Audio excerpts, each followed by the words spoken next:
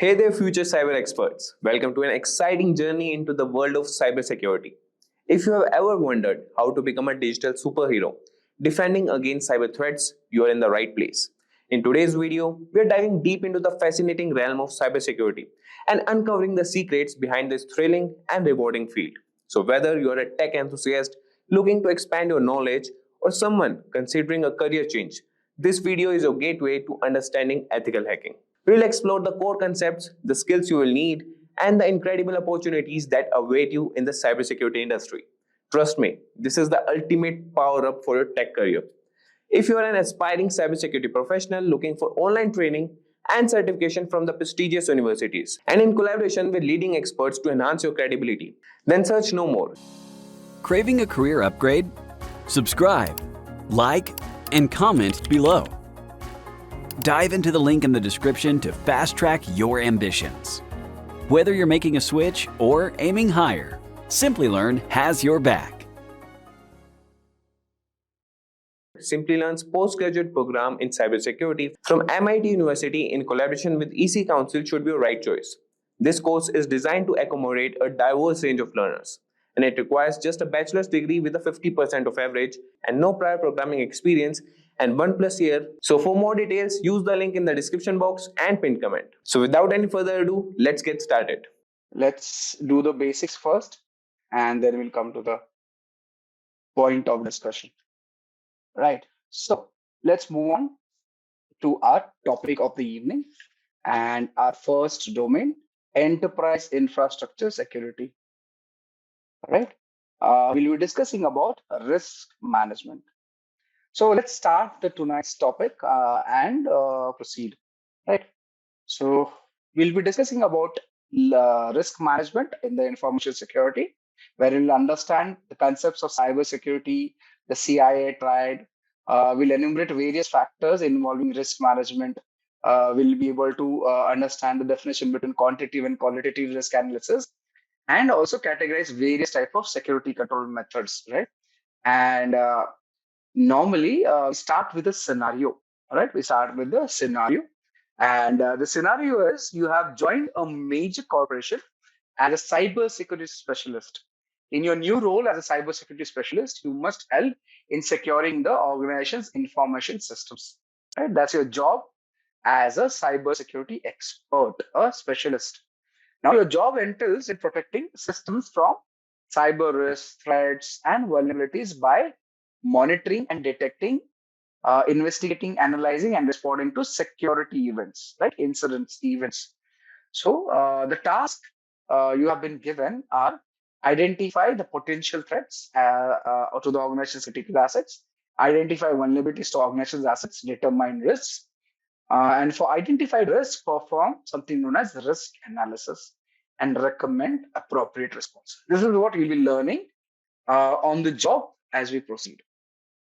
The basics first.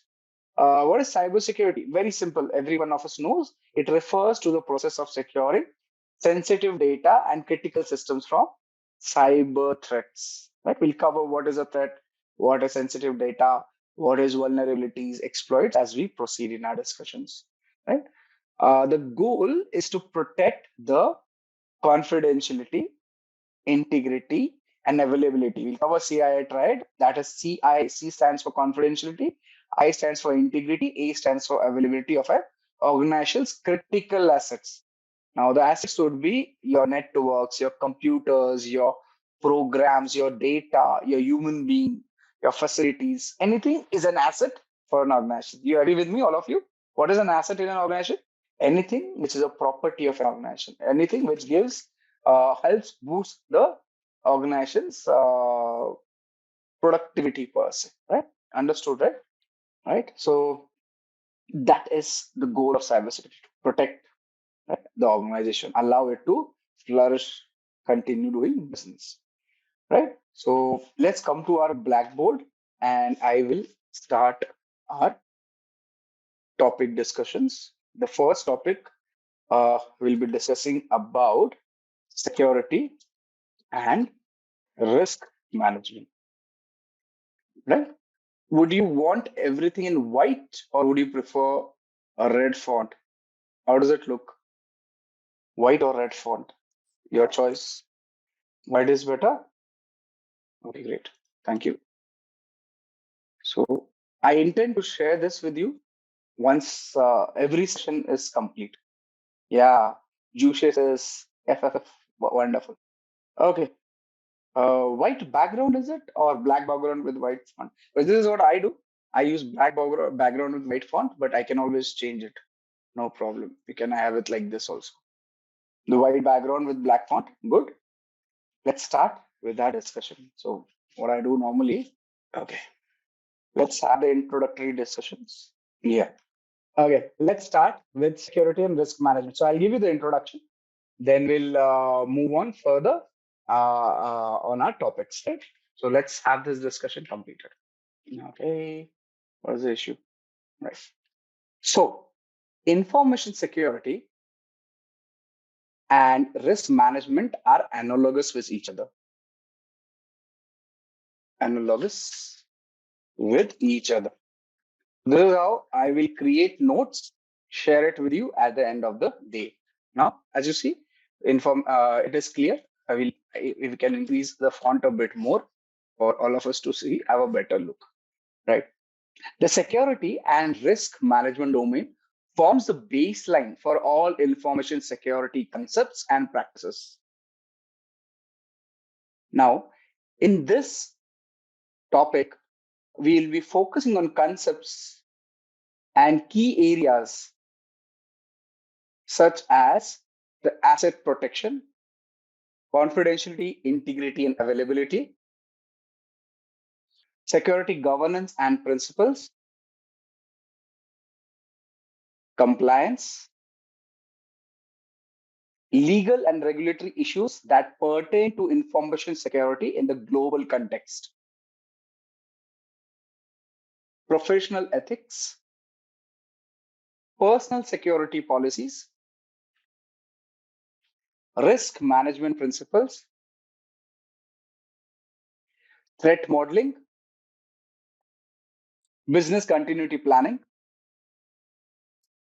security risk considerations in acquisition strategy and practice, security education, training, and awareness.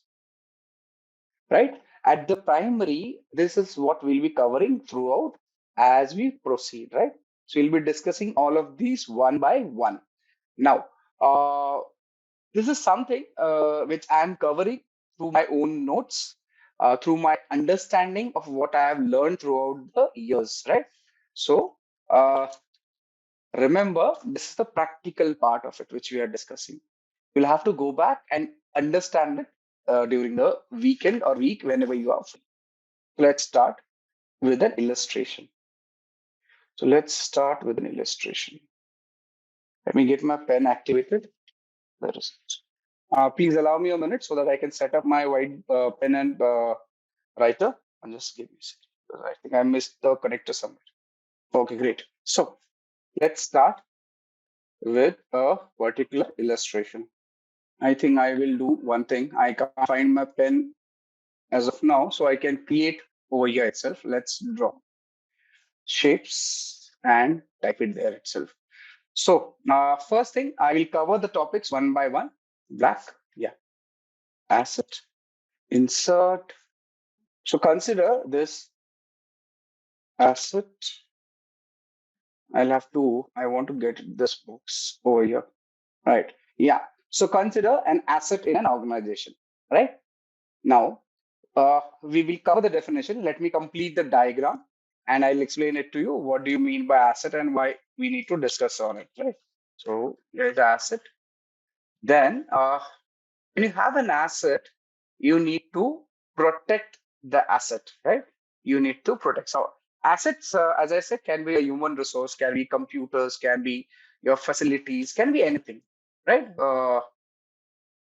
Let's understand an asset basically requires protection. So let's copy this, get it over here.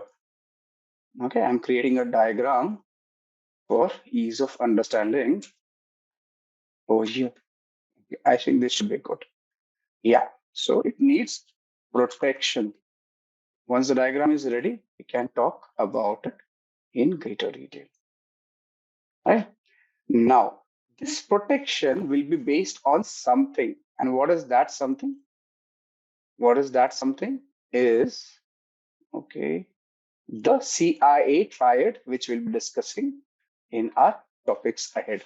So the protection has to be based on, let's have this thing again, based. We need requires. This thing requires protection, and this protection will be based on shapes. Do I have a triangle? Yeah, will be based on the CIA triad, which is C stands for, let's make it bigger. Okay. C stands for confidentiality. Right? Can I copy this? And the A stands for availability. Yeah, it would have been easier. I did find the pen, but connector to my yeah. So A stands for availability. There's an I over here. So let's have an I which says it is integrity. We'll be covering all these terminologies. So those who are confused, not sure what is happening, do not worry, we'll cover it. Right? This is your CIA triad. This is your CIA triad. So understand, we have an asset which requires protection, and this protection will be based on the CIA triad, right? So important, remember. So let's have this color coded for ease. And actually, I'm beautifying it, nothing else. So, right. So that's it. Make this as green so that you can see it better. Green, right? So you have an asset, it needs protection. The protection will be based on the CIA triad, right? Now, what is an asset? At the onset, what is an asset? Asset is, it's not straight. Let's make it straight. An asset is nothing but, let me make it here. We'll increase the arrow's length so that I can add here. And what is an asset? Yeah, asset is your hardware, software, information, people, personal. Let me see, how can I get it here? Oh, interesting. Okay, so your physical hardware. Now this is creating trouble for me. I don't know. It should have worked. Normally it does, but I normally make these diagrams using my pen. I never use this. So this is what is causing the issue. And if I type, it is typing somewhere else. Yeah. So like I said, and I assume we are out of the initial issues, right? So let's start. So like I said, the asset which we were discussing, what is an asset? His asset is nothing but your hardware. So your software, right? Then it could be, say it could be your people, right? And information, right? All of them are considered to be assets. Now, this is, yes, everything is an asset. Your facilities also can be called an asset. So assets can be hardware, software, people, information. And as is the case over here, all of them will require, excuse me. Yeah, all of them will require protection. All of them will require protection. Okay, so we need to protect it. Now we've already talked, the protection will be based on our CI, confidentiality, integrity, and availability per se, right? So let's, excuse me. It is misbehaving. Oh, interesting. It is not allowing me to delete this. Is the line visible? Okay, you are also able to see this line which has come up, right? Okay, yeah. My apologies, the team. It should not have happened like that. Interesting. It is a glitch. Okay, now let's move on further and we'll discuss it if the issue comes up again. Now, this CIA will primarily be given or will be decided based on certain other aspects, right? And those aspects would be your security, compliance. So we'll cover this. So uh, you'll understand it better. Compliance and policies, right? So this CIA will be primarily based on security, compliance, and policies. Now, again, this also will be ensured through the CIA will be ensured through. Let me move it a bit like this. Can I just use it like this? Yeah. It will be ensured through security governance, security governance, right? And through compliance. Compliance. This will be demonstrated through compliance, right? Now, understand. Uh, let's get these boxes in place. So here it is. Yeah, just trying to get everything in place. Second box is the compliance box over here. We'll make it slightly good looking, right? Yeah. Okay. Here it is. Oh, excuse me. Yeah. Coming back to our discussion. Understand this security governance will be driven through compliance. So this security governance will be driven through compliance. So driven through compliance. Okay. So as of now, most of you must be feeling that this is all gibberish, but we'll cover it as we proceed. So don't worry, right? So this is a diagram which we'll be referring regularly. Hence, I'm creating the diagram over here, right? Now, this compliance will be primarily based on certain aspects such as, so the compliance will be based on certain things which we'll be covering one by one. That is legislations or regulatory. So let's say legislative,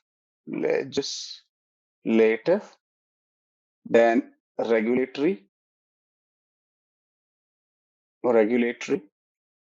privacy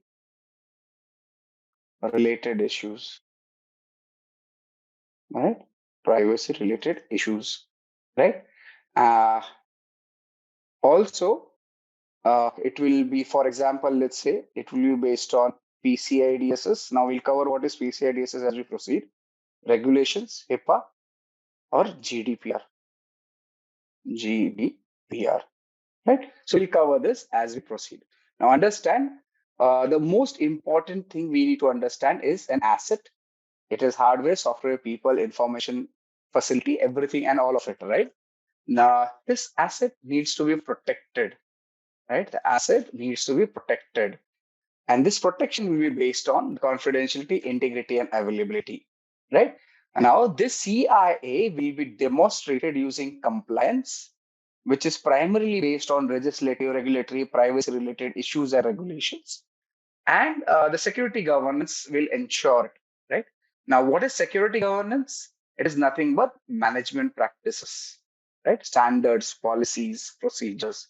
That is security governance. So a few things to be remembered over here. Where's my pen? Here it is. So remember, security governance is nothing but management practices, right? Then it will be your standards, policies, and procedures. We'll cover the definition after this, right? You should remember that security governance can be ensured by proper management practices, standards, policies, and procedures, right? Basically, this complete stuff will give you or will provide insights. I need to slow down. Insights into something known as security controls, the protection mechanisms, right? Your uh, personal security and professional ethics. All right. Okay. Now, all of this is interrelated. Hence, we are covering it like that. Now, this particular aspect of security controls, excuse me, I did select. Yeah. All these aspects of security controls, personal security, professional ethics will be controlled by or can be adhered using your compliance, right? We'll be adhering this using compliance, right? Now each term will be explaining as we proceed ahead. So don't get confused, right? So this will be adhered through, right? Security compliance. Okay, is the diagram clear? Right? Is the diagram clear? Asset needs protection. Asset is nothing but hardware, software, people, information. Protection will be done through the use of CIA, compliance, integrity, availability. Okay. This is primarily, okay, one more box will create so that I can differentiate. Otherwise, my handwriting is, okay, here it is. So yeah, now this compliance CIA will be basically based on security compliance and policies, right? Now you can ensure the CIA by ensuring you have proper security governance, which is management practices, standards, policies, and procedures. And this can be demonstrated using compliance, right? And compliance can be added through security controls, personal security, and professional ethics, right? This is what we are covering all in all in this particular topic, right? So let's move on with the explanation for each topic mentioned over here. Any questions so far? Anything you would like to understand? Anything which you like to discuss right now? We can discuss. If you have any questions, we'll be covering it. Okay. Yeah. Anything you like to discuss now? Please go ahead. No? Wonderful. Wonderful. So let's come back to our primary discussion. And here we begin. Yes, I will share the topic notes, Dipti, with you. I will share this particular page itself. Yeah, this particular page I will be sharing with you. So do not worry. I'll share this document. You can go through this document whenever you want. And now we have a few questions. We'll address the questions one by one. So normally what I do is get the questions here itself. So let's say, can I just give me a second? I am setting up the question. So all questions which will be discussed, we'll add it here itself so that I can talk about it and give you an insight. So now all those questions which will be answered for the topic will be here. So the first question is, who does the rule? The question is, who decides? Okay, the question is from Kaushal, right? So let me just paste it text only, right? So the question is, who who decides? Okay, the spelling. Okay, that does not matter. Who decides the rule of compliance? Okay, so here's the answer for you. Let me dictate. Okay. So the rules of compliance are typically determined by a combination of regulatory bodies, industry standards organizations, governmental agencies, and sometimes international agreements. Yeah? Does that answer your question, Kaushal? Information in asset means what? So the question is, what information asset means? Okay, so let me give you the answer on it.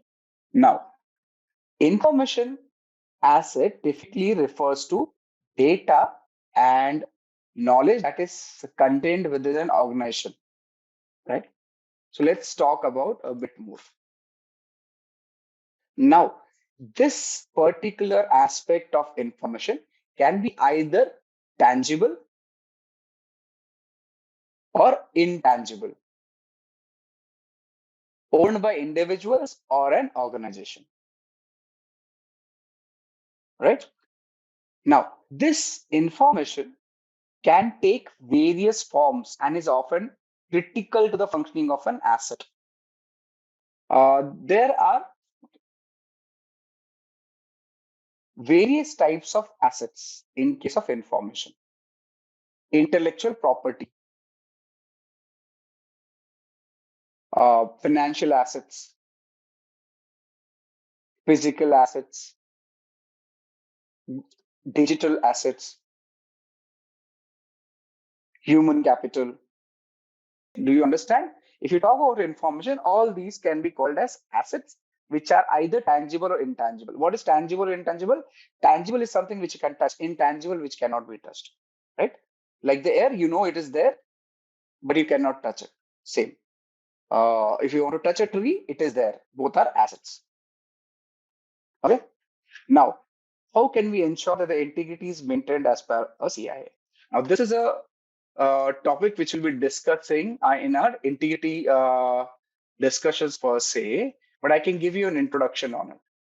Right? I can give you an introduction on it and what is it about. Now, maintaining integrity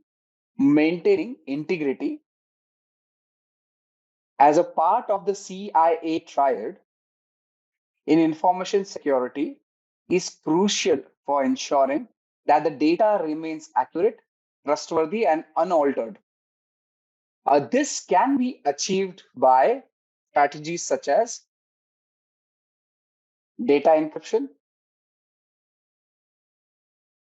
access control, data validation, audit trials, version control, security training and awareness, backup and recovery. So let's start with our topic discussion. So we addressed questions. Now we'll work on the terminologies which we used over here, one by one. Now, important things to remember, important points to remember here. Okay, let's understand this one by one.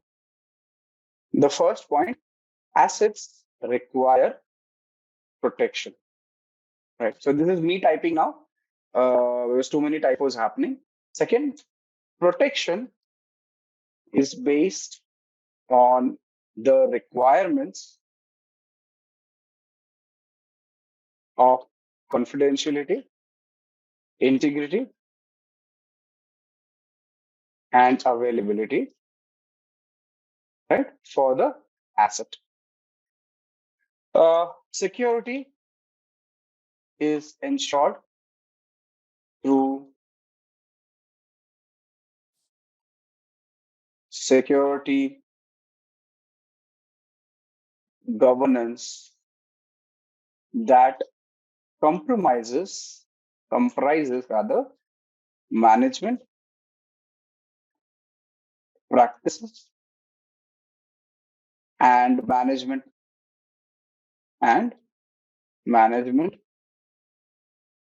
oversight, right? Security is demonstrated through compliance that could be legal or regulatory in nature. Let's try this. Now, compliance consists of adherence to applicable legal and regulatory requirements, applicable policies,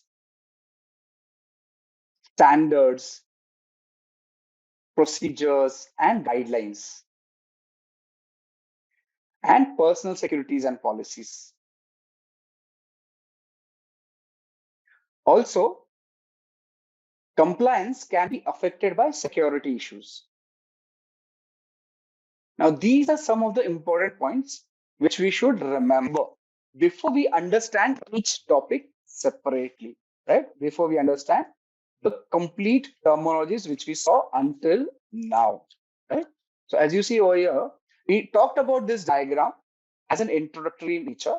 In this diagram, we need to understand these important points and topics, right? This is something which will allow you to better understand what is happening and why are we looking into this particular aspect, right, in the diagram. This is important, you should remember, right? So let's proceed with our further discussion, right, wherein we'll be defining each of the topics one by one over here. So the first thing, let me just cover this question for you. I will not number it. I think numbering would be difficult. But let's have the question noted over here. So is CIA triad company or organization specific? So I should have asked you this question, but let's do it this way. Now, the CIA triad is not specific to any particular company or organization. Instead, it is a fundamental concept in information security that applies universally across various industries, sectors, and organizations. Also, the CIA triad basically provides a framework for understanding and addressing the core objectives of information security. And these core objectives are confidentiality, integrity, and availability. These will be discussed as we proceed ahead. Yeah. Right. So I think not many typos. This should work. Right. So, Azareen, does that answer your question? It is not organization specific at the onset. Wonderful. Your question is addressed and put into the notes for ease of understanding of everyone. Now, can you give an example of security governance? Can you give an example of security governance? We're slightly jumping the gun, but I can give an example. Let's say, let me think of an example for you. I will not type it. I will just explain it to you like this. Now, let's consider an example of a banking industry. Yes, Aditya. Aditya, you belong to which industry? Are you working or are you a student? I'm just asking it so that I can, it'll be easy for me to discuss. Yeah, working. In which industry are you?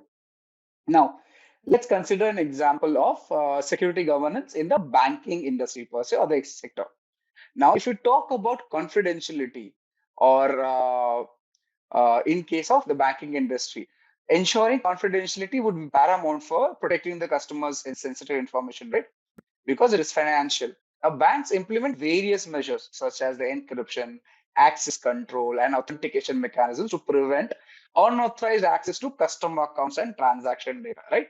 So for example, online banking platform will use secure web communication, right? Secure connection or HTTPS. Yeah. So you will be using HTTPS connectivity and multi-factor authentication to ensure that only authorized users can access this account. That is confidentiality. If you talk about integrity, you are basically maintaining the integrity of financial transactions by having checksums, digital signatures, right? To basically verify the electronic transactions. And availability would be ensuring that when a customer wants to access the banking platform, the online banking platform, it is available whenever it is demanded without interruption. That is the CIA. Now, in this example, security governance in the banking industry will incorporate the principles of the CIA to protect the customer data, maintain the integrity, ensure the availability by placing requisite processes, mechanisms, standard operating processes, your guidelines, and policies in place. So you have to implement the CIA, protect the CIA, having a certain set of what did we call processes, practices, mechanisms, standards, guidelines in place, and we'll cover those definitions as we proceed. Yeah, Zareen, your question is answered. Okay, let's proceed with the topic which we were discussing. Let's start with asset. What is an asset? So we discussed about asset, but we need to clearly understand what do we understand by the asset, and what all does an asset compromise of, right? So let's proceed. Does that? Okay. Now this is something which always happens. I'm just checking it.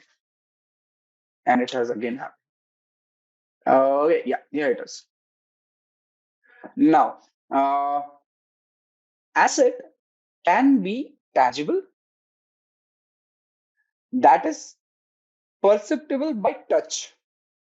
An example of a tangible asset could be a desktop computer or a laptop. Assets can be intangible also, which are basically not physically present. You cannot touch it. For example, corporate image or intellectual property, such as the patents, are intangible assets. Clear so far? So assets are tangible and intangible. Tangible is basically what you can touch, what you can perceive with a touch, right? Intangible is something which is understood. We cannot just touch it, right? Now, assets are used by the organization for business purposes or business processes. Every asset, whether tangible or intangible, has a certain intrinsic value to the business. The value can be monetary or of importance or of both.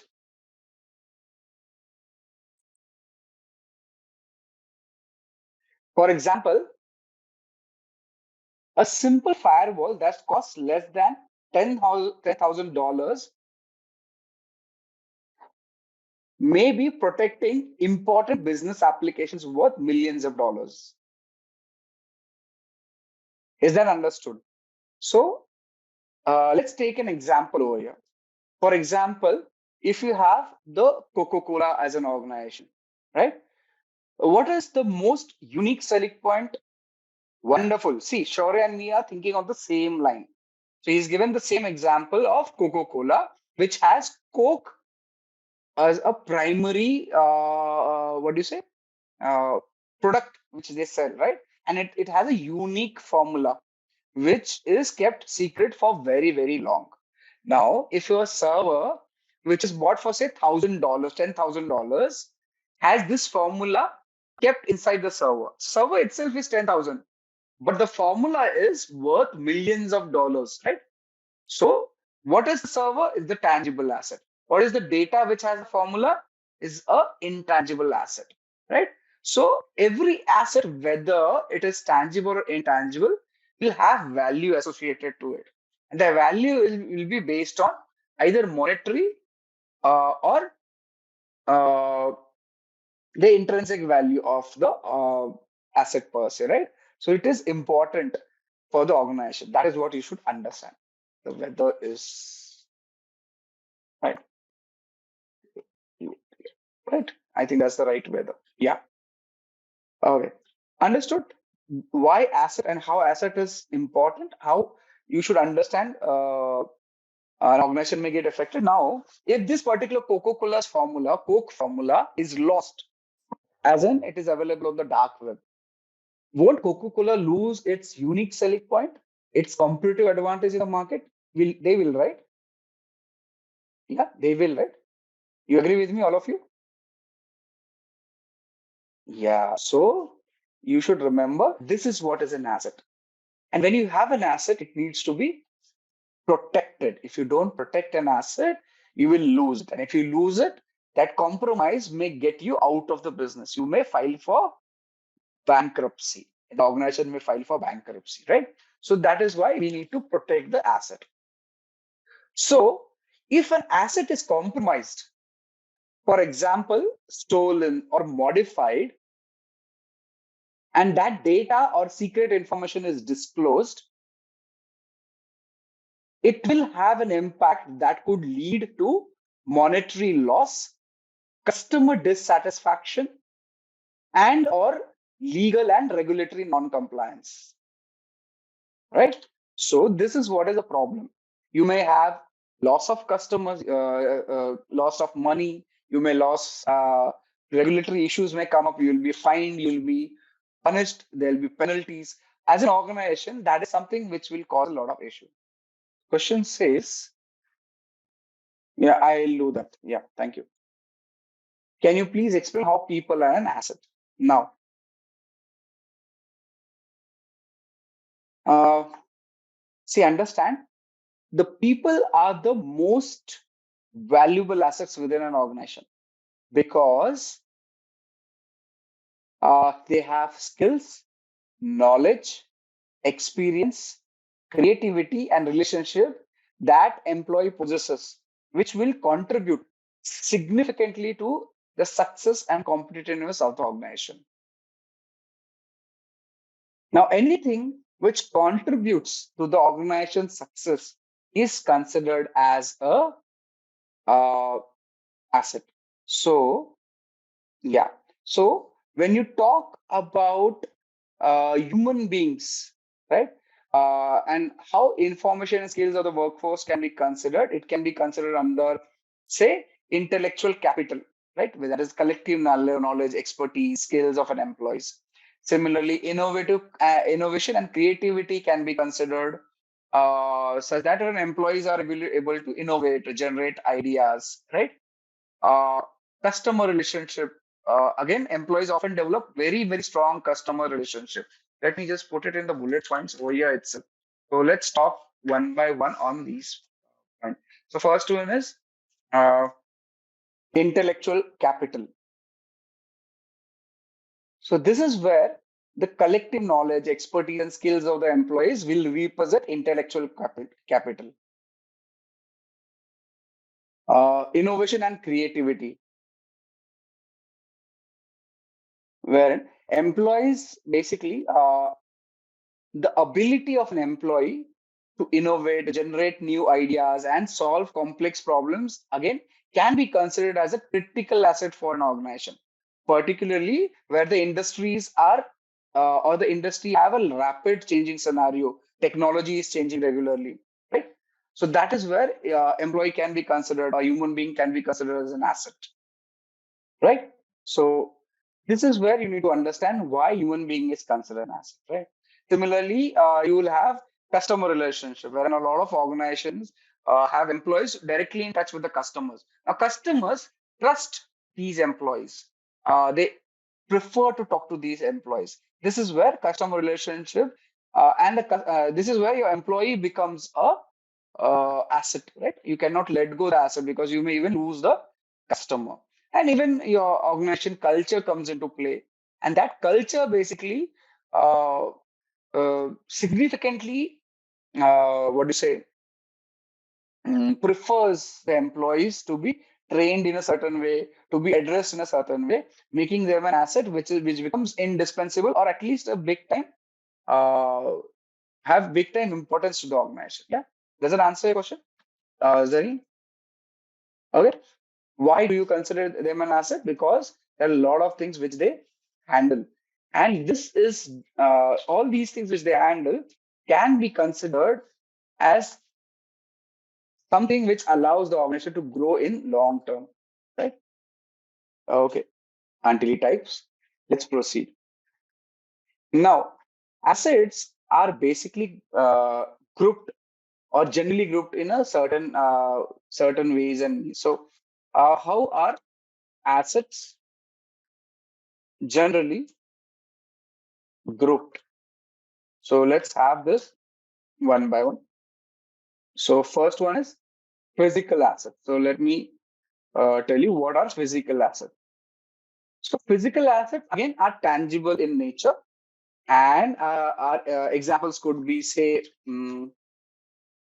your buildings, uh, furniture, right? HVAC systems, right? And so on and so forth, right? So these are considered as assets, which are physical in nature or physical assets, right? So these are how you can group assets in various segments. One is physical assets. Let's move to the next one, which is hardware assets. Right? Hardware assets. Now, when you talk about hardware assets, these are in information security per se. If you talk about examples, it would include your servers, desktops or desktop computers, laptops,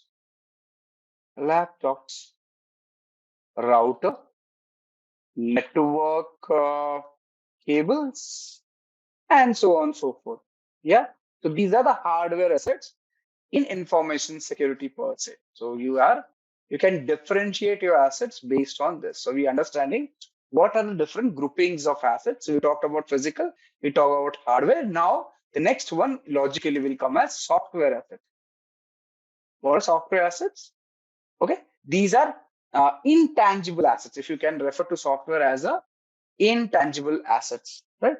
Now these basically can be utilized or are utilized by organization by having licenses, right? Yeah, licenses, or your intellectual property can be considered over here. Uh, uh, let's example would be your operating system, OS, your DBMS, database management system, right? Office applications,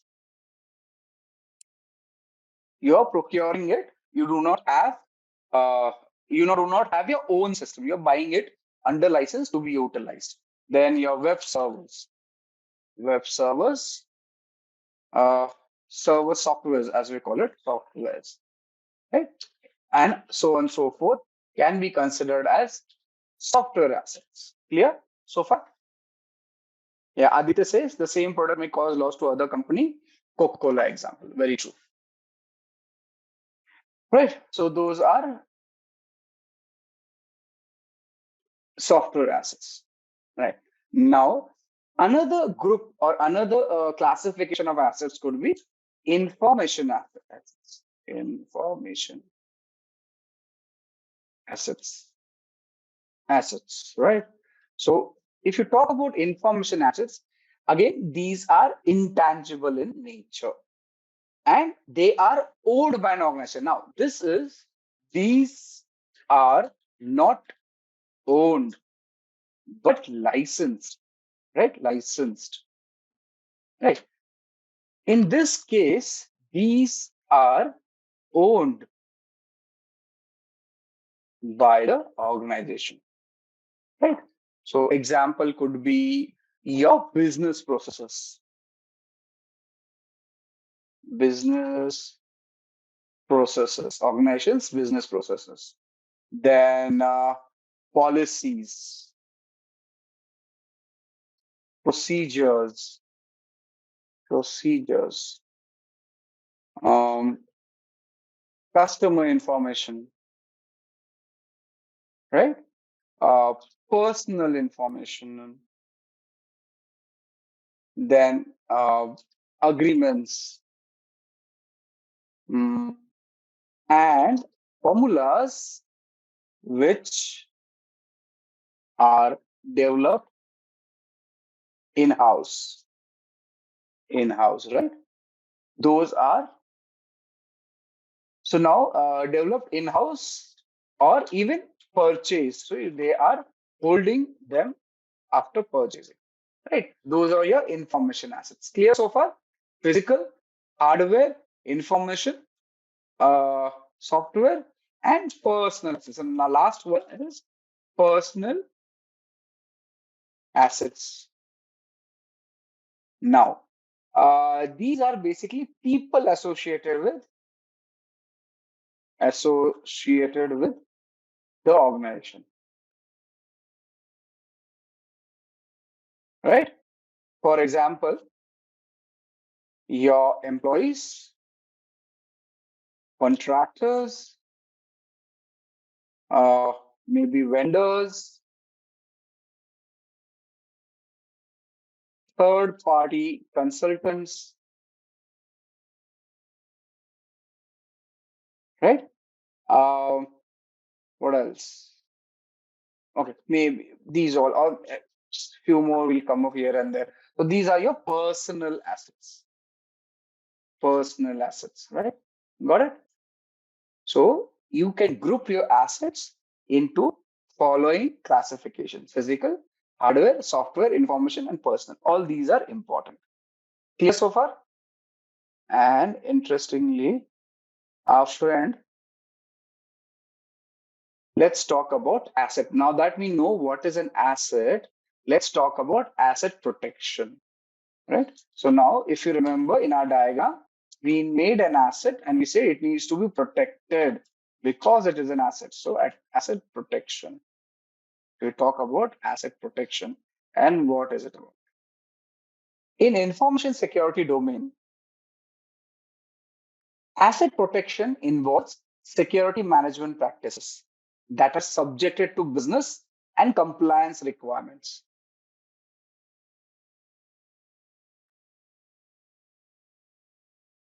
Such practices for asset protection are called security controls. Various types of security controls would be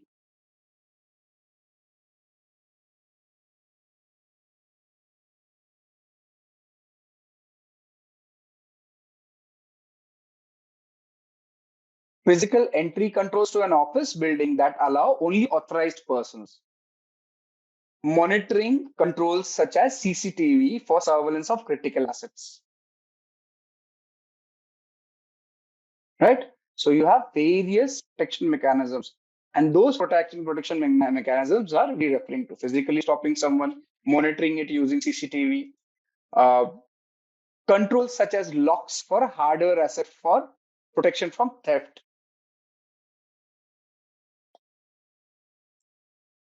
Uh, Tamper-proofing controls such as hashing and encryption for software and data assets.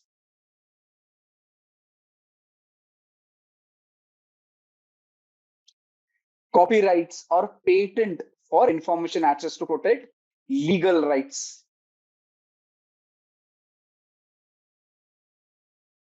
Identity management systems to protect personal assets from identity theft. All these are various controls or protection mechanisms in place, right? So now when you have an asset, we need to protect that asset. For protecting asset, there are various implementations which can be done. A few I have listed over here. Yeah. Now, we should understand that these are not comprehensive list of security controls. It is now this list is an ad hoc list as of now. So it will be basically decided now. This kind of asset protection mechanism will basically be decided on uh, risk, risk analysis, your evaluation of the risk, assessment of the risk, right? Similarly, controls will be identified through risk mitigation strategies, risk assessment, risk, what do you say, decision of risk based on management's policy. And this is where your analysis of risk management or risk management procedures will come into play. So asset protection requires or has a requirement that it will be based on risk. In order to understand the risk, we will have to understand risk assessment and select the control based on the risk analysis which is done over there, right? So we'll be discussing this based on the confidentiality, integrity, and availability concept. So, if you have a software, be it open source or whatever, and it is being utilized to say uh, create value for a business, okay, anything which creates value will be considered an asset. Remember that. If be it open source, right? Now, when you talk about open source, you can categorize it into say software assets. Right? You're not owning it, but you can use it, and when you use it, you are trying to look for value. Is that understood? Aditya is saying open source software is not included in these assets. We can include it. I have not made it comprehensive. You can add a lot of things into it. I gave you an understanding of an asset. Okay. Okay. All right. So where are we? Since I'm talking a lot about risk management, let me give you a small introduction of risk assessment management before we proceed for our discussions on the CIA, the confidentiality, integrity, and availability. Now, why am I referring to it always? Where's my connection? This is something which is important. Understand when you sit for interviews for your as say GRC professional for cybersecurity. What is GRC? Stands for governance, risk, and compliance. GRC, right? Governance, risk, and compliance. You'll be asked such questions. So you have first job in risk management would be to something known as inventorize assets. So you will basically make a list of assets held by an organization. These assets will be prioritized. Now, these will be based on what? The prioritization will be done on something known as business impact analysis. The impact this asset will have if it's compromised. In fact, if asset is compromised. Do you understand it? Now, when Shaurya said that Coca-Cola is an asset, you list out the asset. Now, if the Coca-Cola's asset, Coca-Cola's formula is lost, then what will happen? You'll have a big impact on the organization. Now, that impact is what will decide the priority of an asset for an organization. Once your assets are inventorized, you will understand the value of the assets compromise based on something known as quantitative and qualitative analysis. We'll cover this in our future discussions. These analysis will allow us to get something known as a dollar value for your asset, right? And what will be the issue in case they are compromised. Once we have these dollar values with us, then based on this value, we will be based on these calculations, we will select controls. We will select controls, right? Controls. Controls are what? Protective mechanisms. Now, in case Coca-Cola's formula, you can say controls can be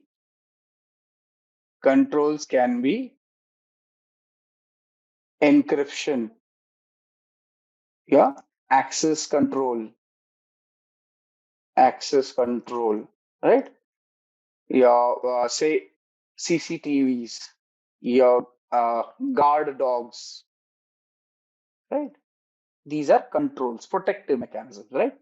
And once the controls are in place, we cannot stop over there. We'll have to review the controls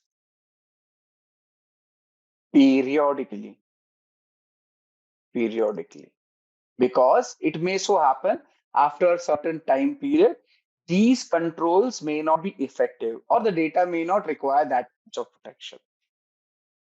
Okay, this is where your complete structure of asset management, asset security management, and risk management comes into play. Now, this is in crux the risk management discussion which we are going to do. Right? This is the introduction I have given you. So don't worry. Just take it as I have shown you. I'll give you an example. Let's say, uh, let's connect all these steps as asked over here.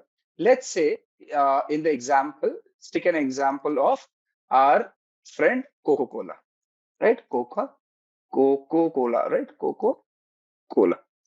And their formula for Coca-Cola. Now, if you consider this formula as your asset, what would you do? You will think that first question in when you sit for analysis of a risk with respect to this formula is that uh, who, firstly, uh, what is the threat associated with this asset, right? So now you tell me what threat is associated with this formula? Exactly, breach of data, right? Breach of data is a threat. Now, if this next question to be addressed, if you know what is the threat associated, if you know what is the threat associated, which is breach of data, then you need to answer next question: how much loss? How much loss will happen if this is lost? If this happens, if this things becomes successful, or you can call it as if the risk materializes, materializes, then what is the case, right? So if you now know that the asset is Coca-Cola's formula, the threat is breach of data, then you will know the weakness. Now, what is this? This is the weakness or vulnerability. Vulnerability. You know the vulnerability. You know the threat, right? Once you know the vulnerability, the weakness, and the threat, and you need to understand the impact it will have on the business, find out the dollar value. So you'll have to calculate the dollar value based on, say, what do you feel about it? What will happen to the business? We will say, I know that the business will be out of, it won't be able to function. We will lose competitive advantage. That is known as quanti, or sorry, that is known as qualitative analysis. What you feel about it, the feeling of it. Yeah. So impact is high, medium, or low. What is called? Impact would be high, medium, or low. And at the same time, you can also use another calculative method, which is known as quantitative analysis. Now you'll use analysis. This is where you use mathematics and get something known as dollar value. So you know that there'll be a $10 million loss in case this formula is lost. I'm just giving you an ad hoc number. What do you get? You get the understanding what is the impact of the business. Now you know that based on this value, now based on this value, we now know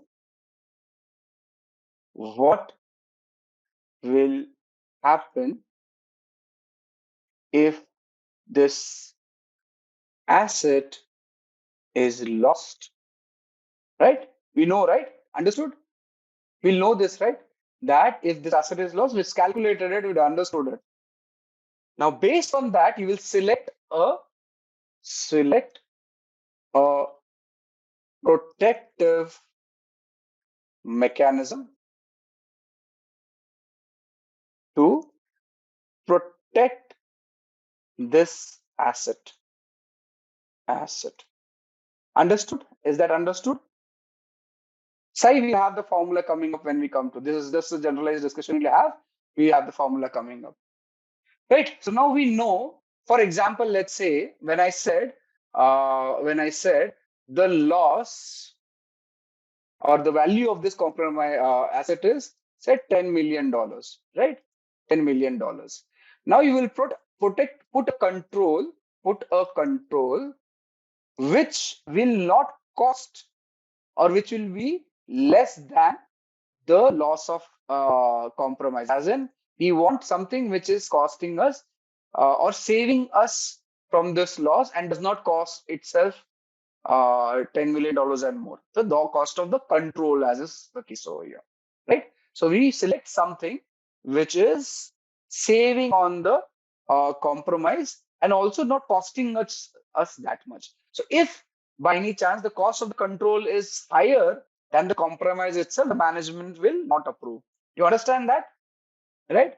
If cost of control is greater than loss after compromise, as in, let's say if the data is lost, I lose $10, but in order to protect the data, I need $100.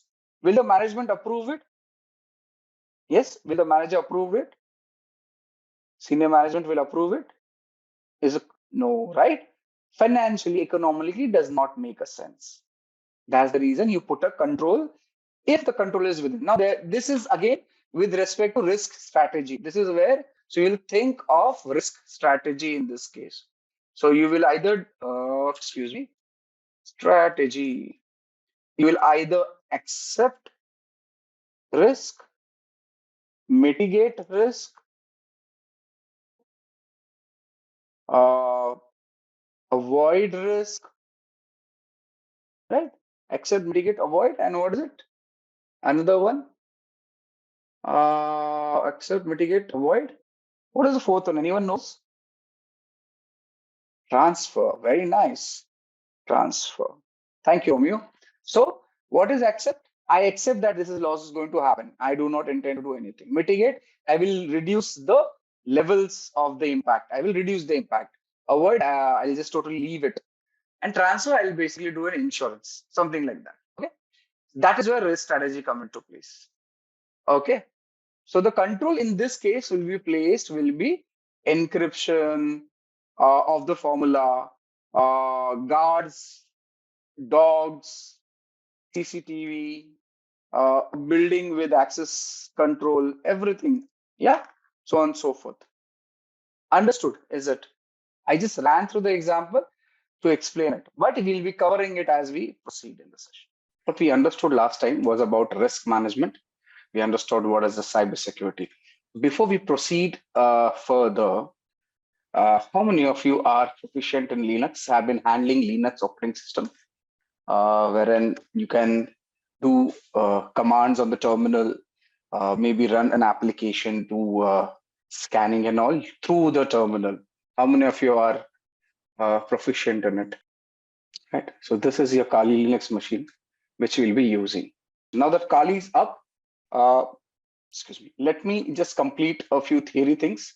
Once the theory is complete, we'll be discussing Linux today, primarily the command line of Linux terminal and how you navigate around the Linux machines.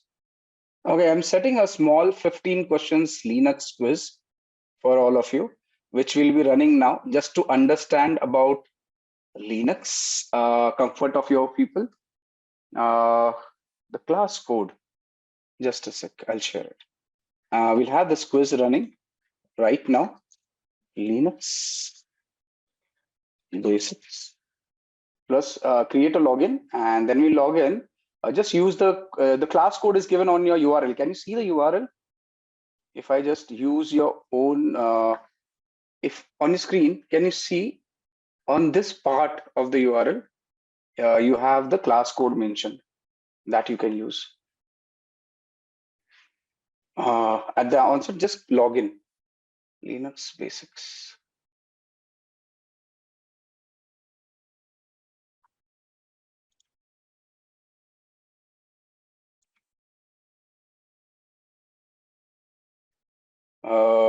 One sec.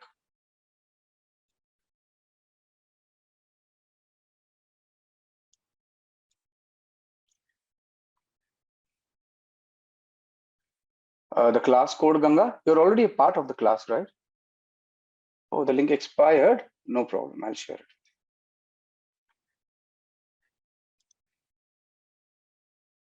So we talked about CIA triad, the confidentiality, integrity, and availability as such, how it needs to be protected. We understood the CIA triad. We understood what is confidentiality, integrity, availability, and the attacks on them. Basically, each threat, each particular, what do you say, the pillar of cybersecurity, that is the confidentiality, integrity, and availability, has various threats associated to it. Those will be intentional attacks, primarily the man-in-the-middle attacks, the packet sniffing attacks, the hacking attacks. There could be accidental leakage through untried employees, right? Someone who is misconfigured something, right? There could be issues with authentication, authorization, and failures, okay? Because there's lack of least privilege, need to know. There could be hardware or software failures. That's a threat to the confidentiality. Again, how do you protect yourself if there's an issue for, if there's a threat to the confidentiality? You encrypt, you ensure there's access control mechanisms in place. You have administrative controls. Now, the biggest example of administrative controls is the documentation, which is done, the various agreements which are done. For example, when you join a new organization, normally you sign something known as the acceptable use policy. How many of you have signed a acceptable use policy and a non-disclosure policy in an organization? Just say yes on the chat if you have, right? Shobha has done it. Neha, Leander, everyone has seen. Now, what is this?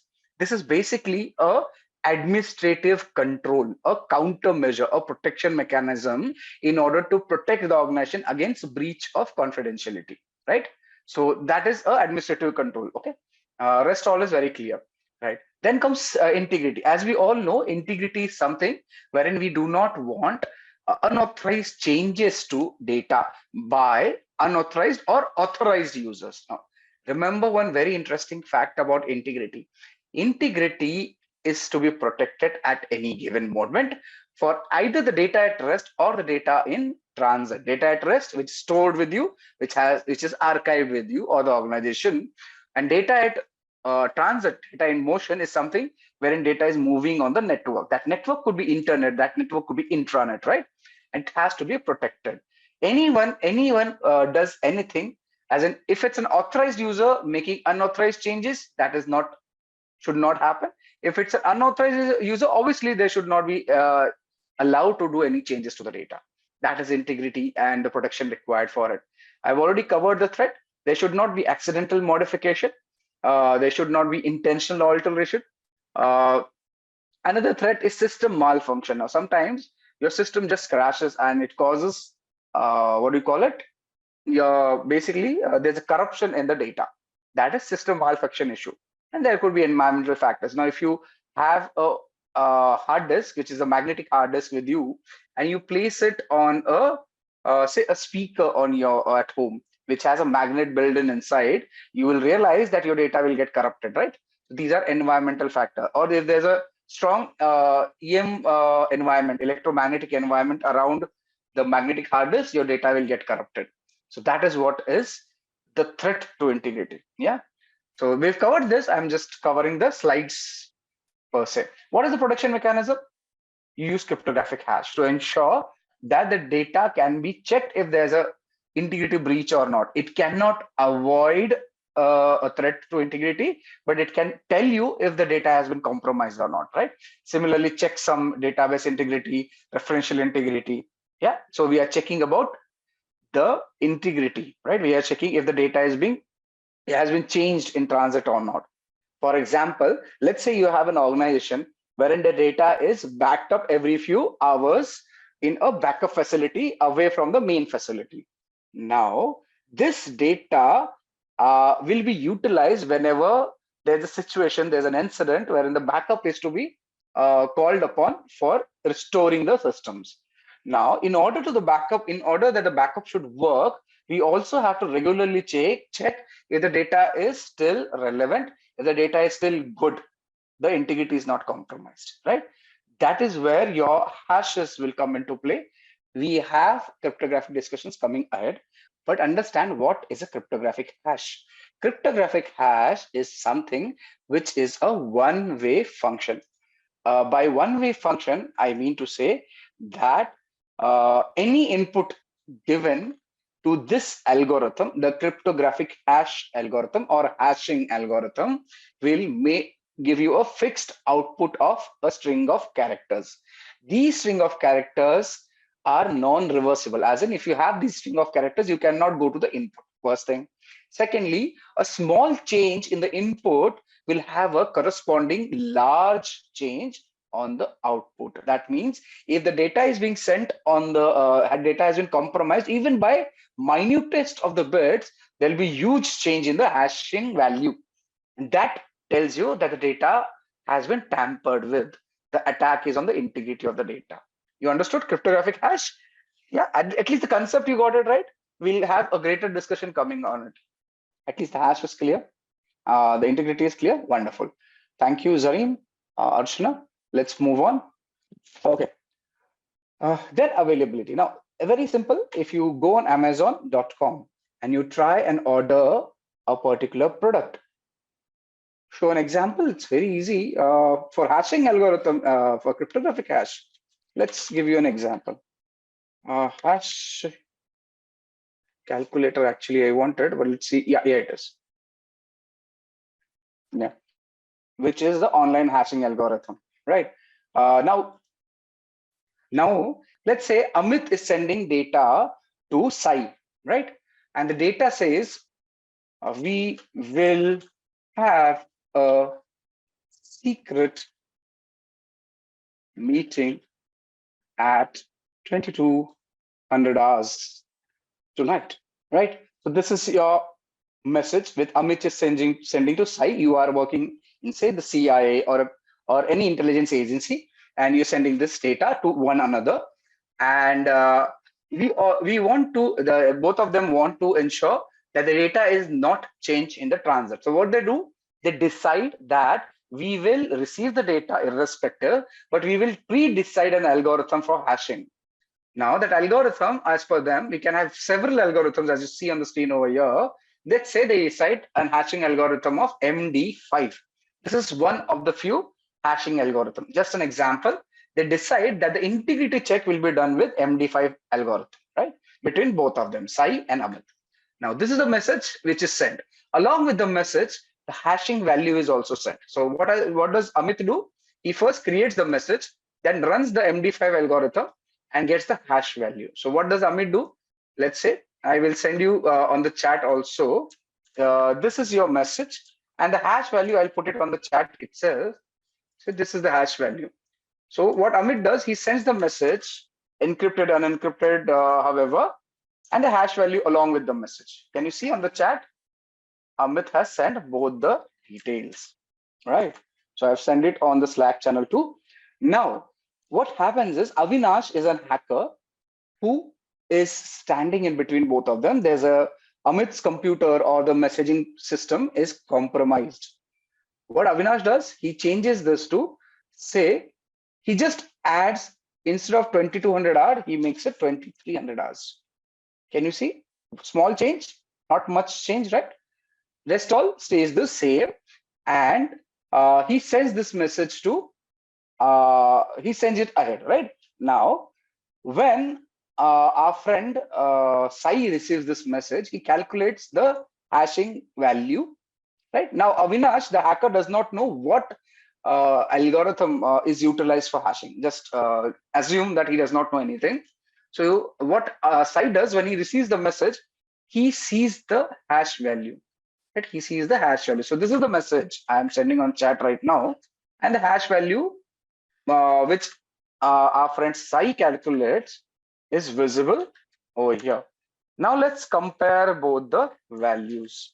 Let's compare both the values. So for this, the hashing value got too fast. Yeah. So this is the hashing value. And the previous example, this is the hashing value. Can you see? Does the hash value match? Tell me, do the hash values match? Yes, team? They don't. What does it tell Sai when he calculates the hash value in C is that the values do not match because he has the previous value sent by Amit and he has now calculated his own MD5 hash algorithm value for this particular data. What does Sai know now? Sai says that data has been tampered with. It is not a surety that it's a compromise because sometimes when you send data on the network, it may so happen the data gets corrupted, right? So there's a possibility that either there's a compromise or there's a system failure, but the data has compromised, the data has tampered, right? The data is changed. Obviously, the data cannot be relied on. Do you get the concept? Yeah, this is how hash works. This is how your integrity check works. So now this is exactly what happens when the data flows from the internet. When you send data from a client to a server, along with the data, a hash value is sent. And this is exactly what happens between the client and server. Pre-calculated hash is sent, and post receipt of the data, the server also calculates the hash. Yeah, the server also calculates the hash. Balraj, that's the point. When Sai receives this message, he knows that he has to meet at 2300 hours, but he also knows the data is tampered with. So obviously, he will not follow the instructions. The data, he says the message has been tampered with. That means somebody has a malicious intent of changing the data. Somebody has changed it. And when something is changed, you don't work on it. And then there are other channels to confirm what was the message and all. That is a different thing altogether. Yeah? Just say yes if you do. Yeah, this receiver has absolutely no idea what change has been done. He just knows the data is changed. He has absolutely no idea what has changed. But he knows the data is changed. And once you know the data is changed, you just drop the data. Simple, right? I will not follow the instructions. Or we will ask for retransmission in the network language. Because the hash changed, the value changed. Yes, the hash value is sent by the sender to the receiver. Yes, there are ways and means to crack the hash. There are ways and means to protect the hash. We'll come to that. We will. Yes. Every time we receive a message, we will calculate the hash value, compare it. This is exactly what happens on the network also, on the internet also. Everything depends on everything, but hash will give you the integrity check. As in, it'll confirm if the data has been compromised, tampered, or changed or not. Yeah. There are enormous number of algorithms. Attacker can keep on trying however long he wants or she wants. How would tell me you have received a message 10 times with different hash values from the sender. Will you still believe in the message? You won't, right? The hashes algorithm are pre-decided between the sender and receiver. It's a part of initial handshake. I'll show you a demo on that. I can give you a demo on that, but we'll divert completely. The attacker can spoof IPs, but change in data, the attacker cannot control the hash value. Yeah, I can show you. In fact, I am going to show you internet transaction. How does the internet transaction happens? Wherein how you start the connectivity, how hashes are, how algorithms are exchanged, how data is transmitted, how everything is calculated. It will work. Yeah, it's a part of my syllabus, not just Simplilearn. An additional thing to tell, which I will show it to you. If you want to understand the name, I'll be talking about TCP handshake on the network. I'll be talking about TLS handshake. Do you understand what is a TLS handshake? Do you know what is a TLS? Yes, full form, please. If you don't know it, TLS is Tell me. See, when data is transmitted over the internet, it is known as transport layer security. Yeah, that is encrypted, right? When the data is sent. So the TLS is a transport layer security approach. And this is where your data is encrypted along the net in the network. And for that, the algorithms are pre-decided. The handshake tells. So now that we have jumped into it, let me tell you. What happens is, let's say I am talking to Mahavir. So I cannot just talk to Mahavir, right? I will first seek his permission. I will say, Mahavir, may I talk to you? Mahavir will say, yes, let's talk. What am I doing? I'm sending a synchronous request to Mahavir. Mahavir is sending me synchronous acknowledgement, as in Mahavir is saying, yes, we can talk. I say, yes, that's good. I send an acknowledgement. This synchronous request sent from me to Mahavir, synchronous acknowledgement sent from Mahavir to me, and I sending yes, final yes acknowledgement is what is known as Sync TCP handshake. This is known as TCP handshake. Once you have the TCP handshake completed, then we decide, Mahavir, I belong to Karnataka. I speak Kannada. I also know Hindi. I also know English. Which language would you prefer?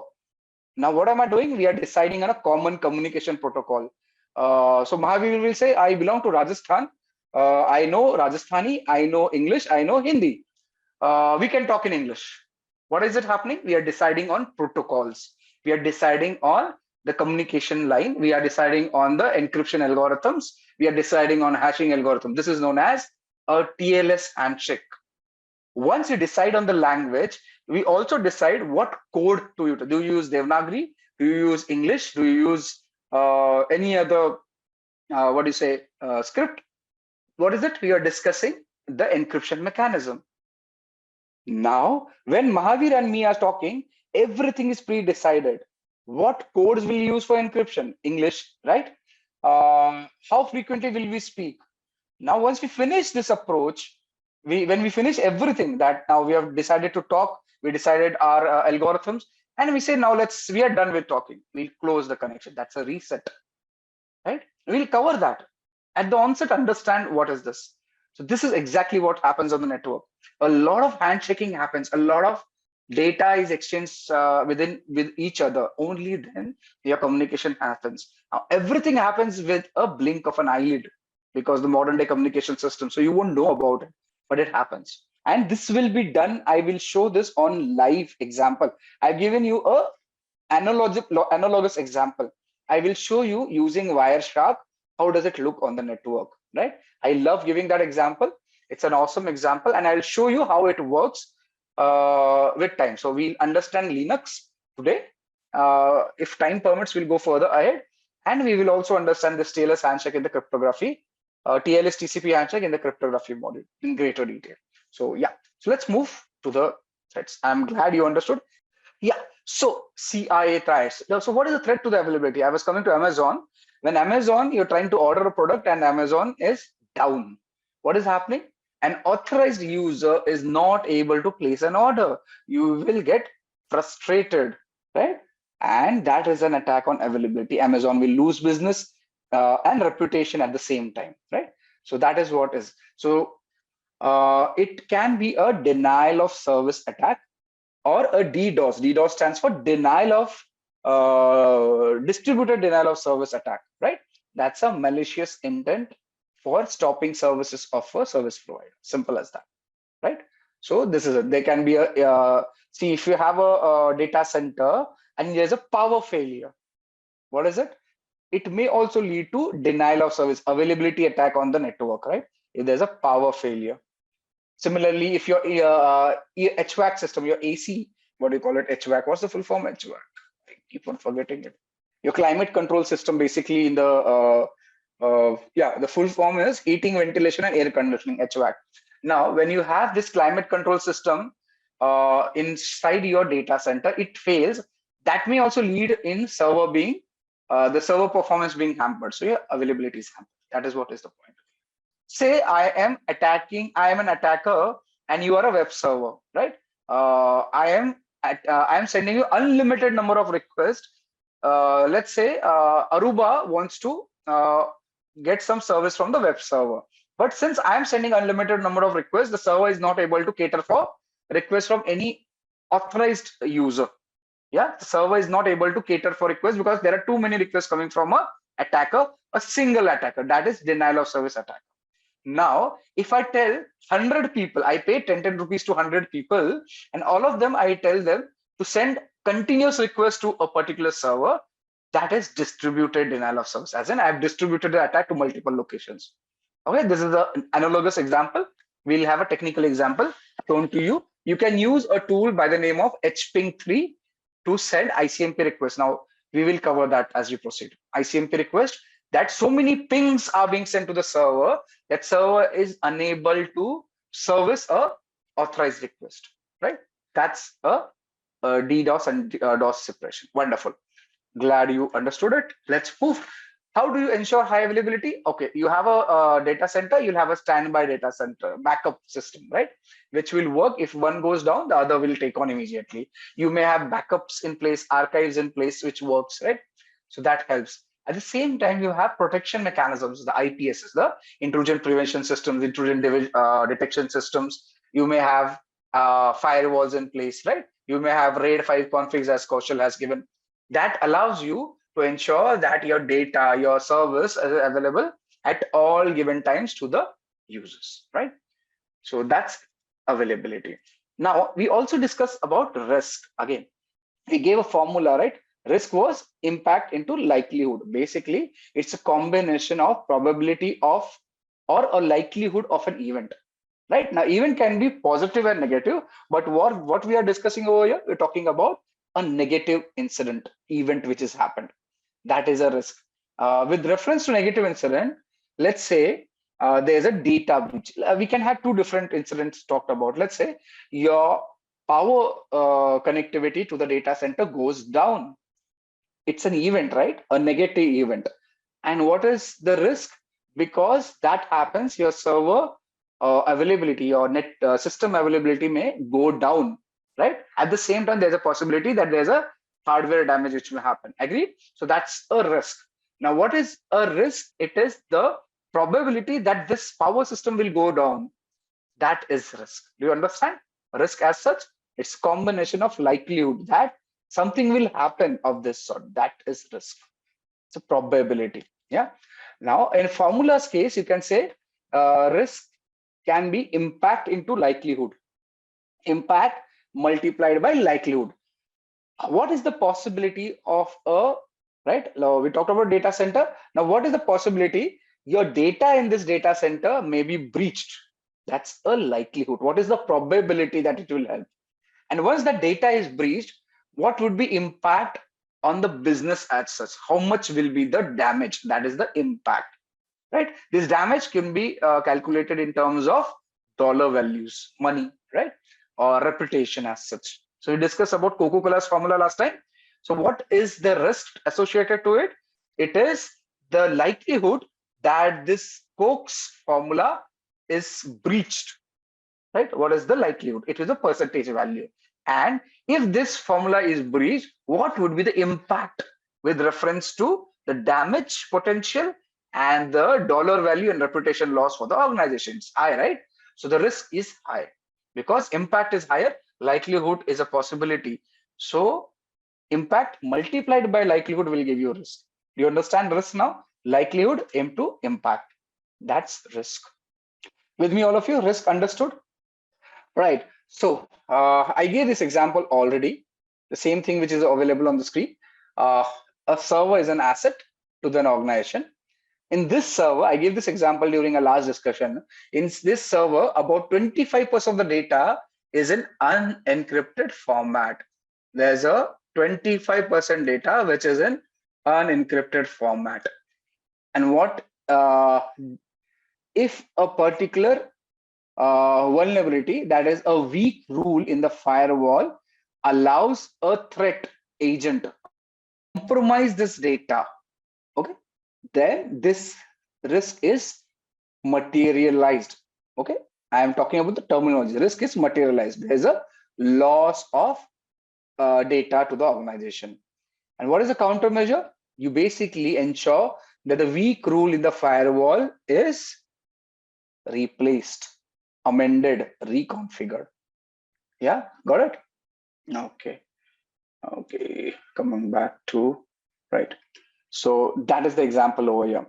Right. So examples of the risk, there could be a fire, a threat agent can be a fire, a clueless user, or uneducated, unaware user can be a threat agent. Malicious insider. Now there's a user, there's an employee who's not promoted due to whatever reason, may have malicious intent for compromising the organization. Right. So that's a malicious insider. Hacker, someone who has ulterior motives to gain financial benefits by compromising an organization using his or her skills, right? That is a hacker. Is that clear? So a risk can be associated with natural disasters, can be associated with unawareness of an employee, user, vendor, contractor, human being, right? And can be associated a malicious external entity, and the technical option also wherein your power systems, HVAC systems may fail. You understand? Those are the examples of risk. Great. Okay. We also discussed about asset. We are rediscussing asset. Can be tangible, intangible. Tangible, something which you can touch. Intangible, something we understand but cannot touch, right? Tangible, your server is a tangible thing. The data inside the server is an intangible thing. Your reputation of an organization is an intangible thing, right? This is an asset. So anything which has value to the organization can be considered as an asset, right? Okay. In connection with asset, there are two major terminologies we should understand. One is sensitivity, one is criticality. Now, sensitivity is nothing but a unit of impact that this unauthorized disclosure of information may have an organization. As in, when a risk materializes, the amount of impact this risk or unauthorized disclosure will have on the organization is sensitivity. We talk about criticality per se. Again, it's a measure of impact that failure of a system to function as required will have an organization. So it will determine how important an asset is to the business. Will the business continue to work or not? Will the business continue to business or not? Will the business have a reputation loss or not? That is sensitivity and criticality. Yeah. Okay. Asset classification. Now, we discussed about inventorizing various assets in an organization, right? When we inventorize assets, we also need to prioritize the assets, right? And this prioritization of the assets has to be done in a certain using certain processes. So what do? You prioritize the asset based on the business value, right? Now, we've already discussed this, and I'm sure you remember that what do you mean by the business value? You ask the question, what will be the impact on the business if this asset is lost? That will give you the business value, right? So Coca-Cola's formula, big business value. So high priority asset. Maybe a CCTV camera going faulty on the gate, maybe it's lesser business value, lesser impact, right? So that's asset classification. Now this business value can be assigned based on combination of criticality and the sensitivity.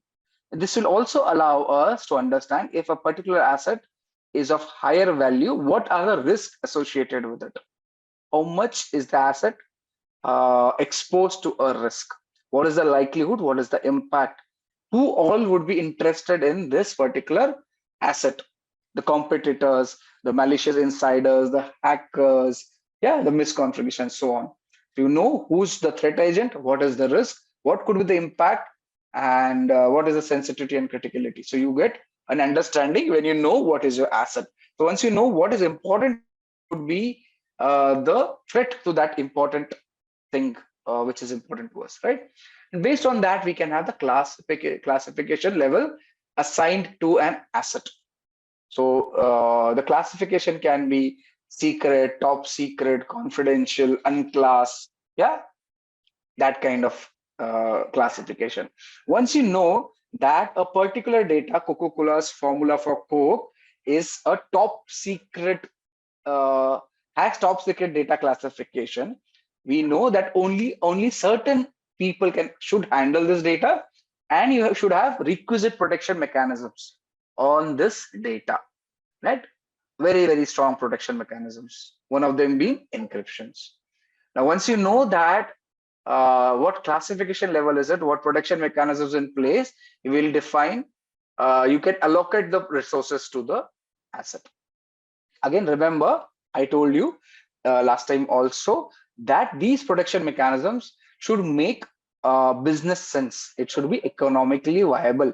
You cannot have a data which is worth, say, 100, or asset which is worth $100, having a protection mechanism of $200 on it, right? It should always make business sense. It should always make economical sense, right?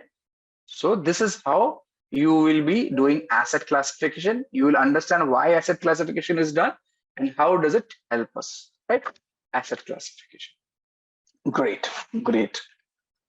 Okay, we already talked about identification of asset. You must first identify something to protect, then manage the risk, think if the asset is tangible or intangible, right? And ensure that there are protection mechanisms placed in there, understand the criticality and all. Yeah, that's asset identification. Now with this, we come to the basic Linux commands, which we are supposed to discuss, right? A small introduction to Linux.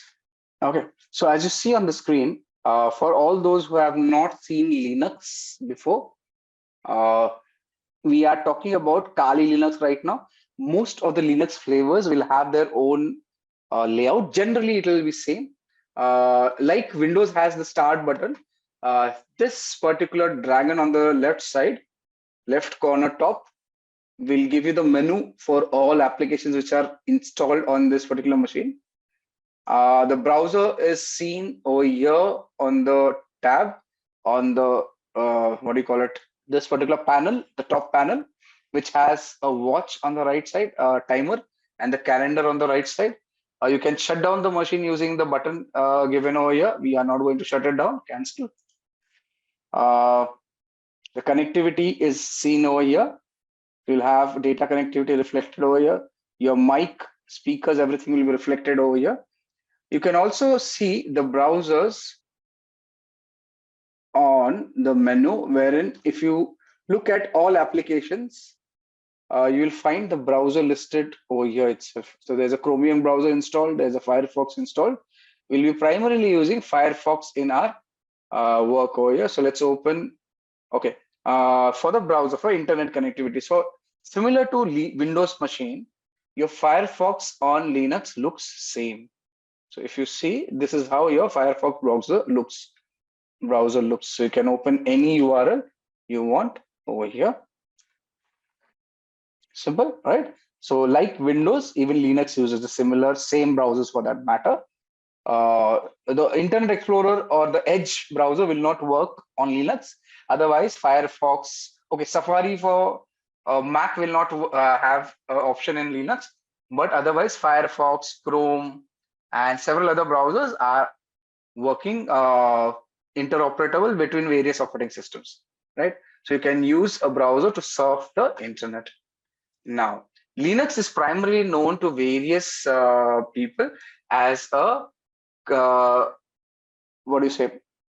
It has an availability of something known as a terminal, which allows you to run commands, which is very popular between Linux users, and this is what allows them to do a lot of tasks without actually opening any application, running it by typing it on the terminal. Now, what you see on the screen, I clicked on the red box over here, which is the terminal for the Kali Linux machine. This allows you to run various commands on the machine for doing various tasks we need to do. On the Dragon, if you go, you'll find other terminals also available. We'll be using the Terminator terminal already available in this particular machine, right? Similar layout will be there on our Ubuntu machine also, if you open that, right? Let me expose you to the terminal a bit more. Okay, what you see over here is a Kali @ first thing which comes over here is known as the username. The Kali over here is the username. Username, the user, right? And the given Kali after this is the system name, if you can call it the system name, right? So let's say if I change user, can you see? So the user from Kali changed to root user. So like Windows has admin user, Linux has something known as a root user. We are a root user on a Kali system. Yeah, do you get it? And what you see over here is the current directory. /home/Kali. Kali is the current directory. Understood? So we are just understanding layout over here. Now, do you see the difference? The root user is the admin user in case of Kali, capable of running administrative level privileges on a Linux machine. So this is the root user. I shifted to the root user by using command sudo su. Now we'll be covering this. When I do sudo su and give a password, the admin password, which I've already given, hence you don't see it, you will find the user changes from normal Kali user, which is a low privilege account, to a high privilege root admin account. Yeah, even Android is a Linux based system. Okay, and what you see, this the second Kali is the system per se. This is the system name. Yeah, this is the system name. After that, what you see on the /home/Kali is known as the current directory location. There is a current directory location. In Linux, everything is known as a directory, right?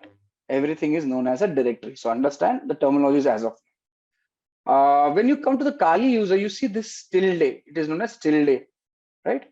And this is also the current directory. Basically, a shorthand for users home directory. A shorthand for users home directory. This tilde. This and this is same. Okay. Users home directory. Now let's talk about commands which we can run on Linux. Now, what is a command? Understand, command is nothing but a software program. So when executed on a command line CLI, command line interface, it performs the action on the computer. Now, again, I'll say again, command is a software program. When executed on a CLI, that is command line interface, it performs the action on the computer. So to execute a command, the first step is to type the name of the command. To execute a command, the first step is to type the name of the command, right? So in this example, the command I am typing is ls. What is it? ls. And I enter. What do you see? What is happening on the screen right now? What am I doing in ls? All those who know Linux will tell you that it is a command to list the contents of the present directory. Yeah, this is a command which is listing the contents of the present directory. So by itself, the ls command is listing files and directories in the current working directory. At this point, you shouldn't worry too much about the output of the command. Instead, focus on understanding how to format and execute commands, right? So the ls command covered is incomplete. We'll be covering this as we proceed ahead, right? This is listing the details, ls, right? Now, many commands can be used by themselves with no further input, the way we saw ls, right? Some commands, however, require additional input to run correctly. So those inputs will be looking something like this. So if you say clear the screen, command, this will be a command, then you will give some option and possibly some arguments, right? So this is the general structure of commands which will be listed on the terminal.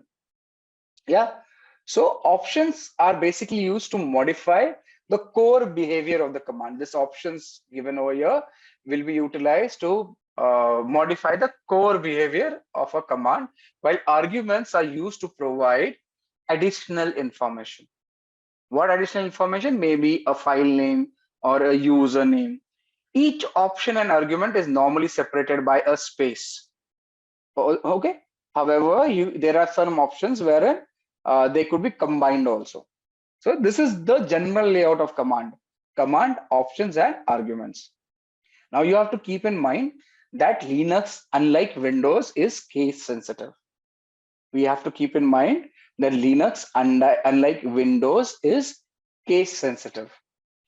So whenever you use commands and options and arguments and variables and file names, we have to exactly put the case sensitive word. Anything wrong, you will not list. For example, let's say I want to move into the downloads directories. Downloads directory. So I'm CD, I'm changing directory. Just understand what I'm telling right now.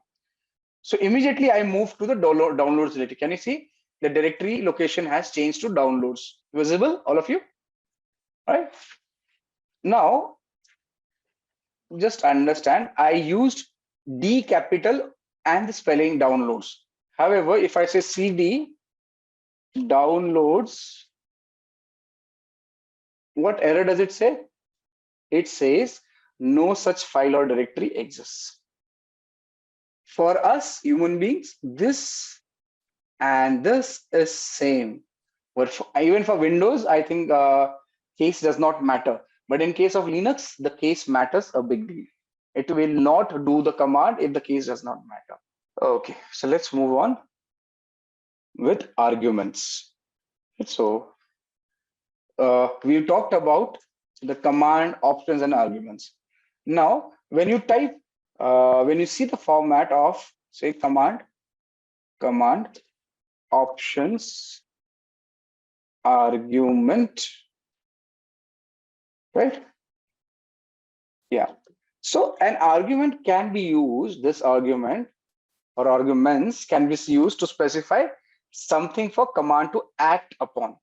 So if ls is the given command, which we saw before, so let's say, let's delete this.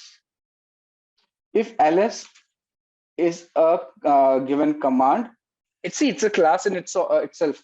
Linux has a lot of things to do, but I'll give you a concept and then we'll after Linux we'll have a break. Okay, so like I said, if the ls command is given the name of the directory as an argument, it will list the contents of that directory. So let's say if I just use ls, it will give me the contents of the present directory.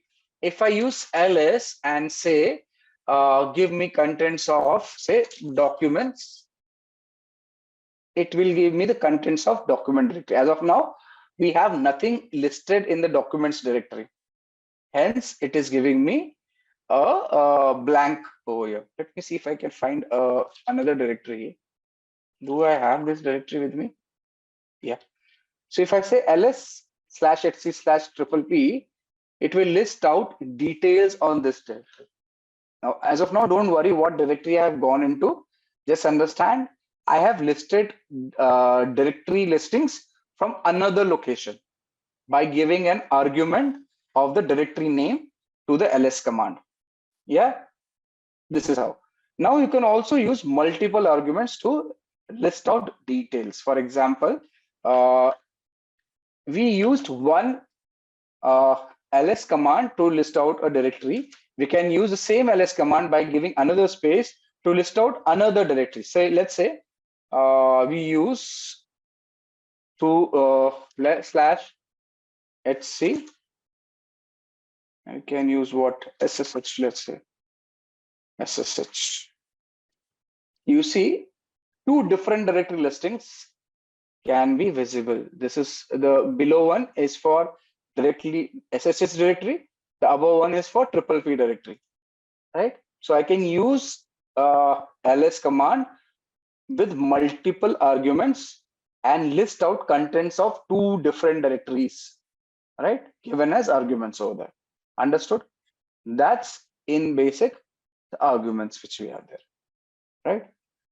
Now we have, when we talked about command, options, arguments, we've discussed about arguments. Let's talk about options.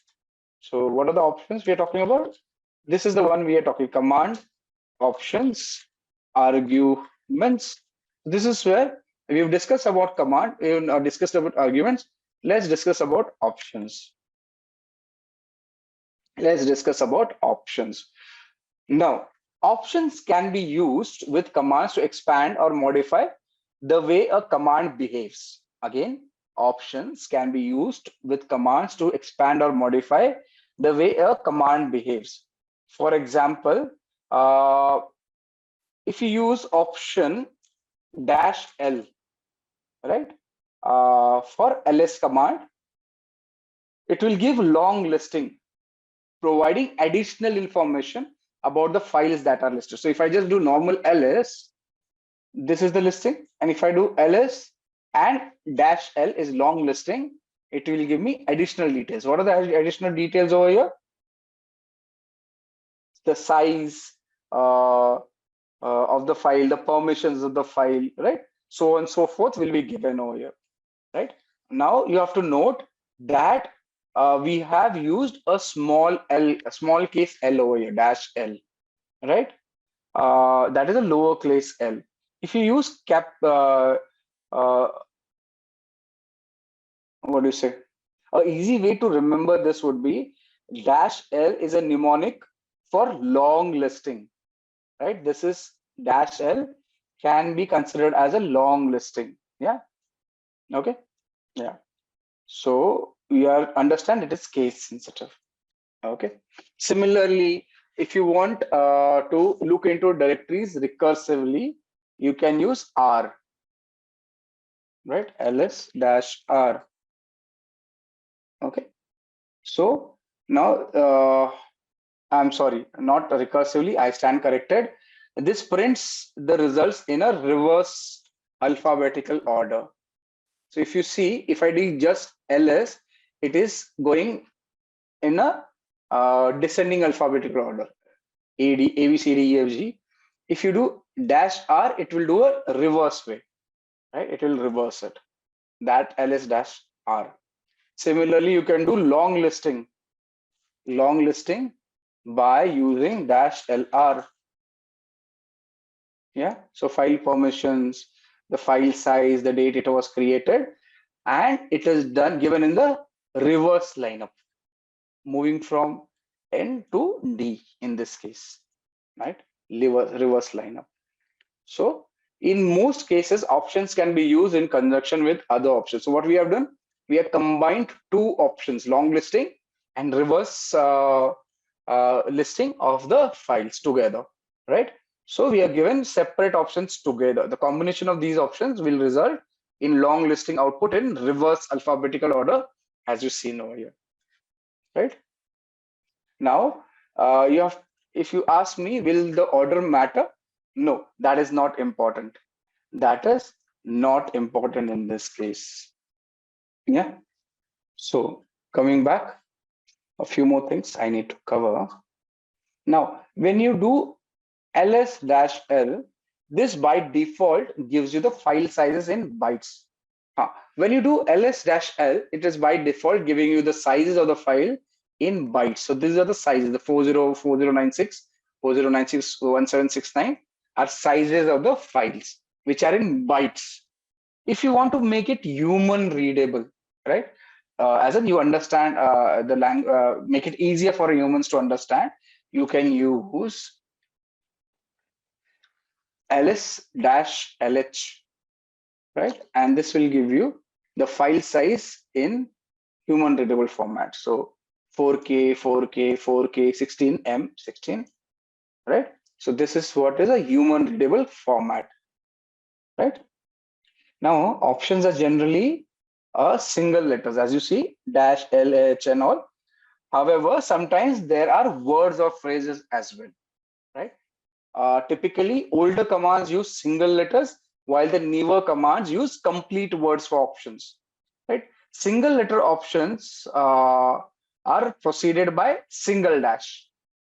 Okay, like when you do ls-l, it's a single letter with single dash, right?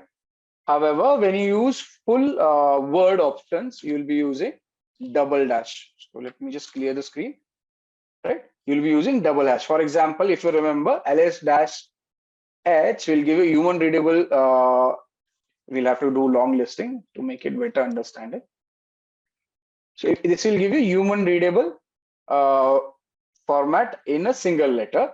The same thing you can do by using a complete word, a full word option, which is human readable, and just enter. It will give you the same output, but you can use these similar options. So such options also come up. If you have a single letter, one dash. If you have a word, double dash. Yeah. So if you want to see directory listing in human letter readable format for any directory, let's say which one we have, SSH directory. Here it is. If I say /etc/SSH, it will give me human readable format. The same format I can get it using a word as an option, which is space human readable. Enter. The same options will come up.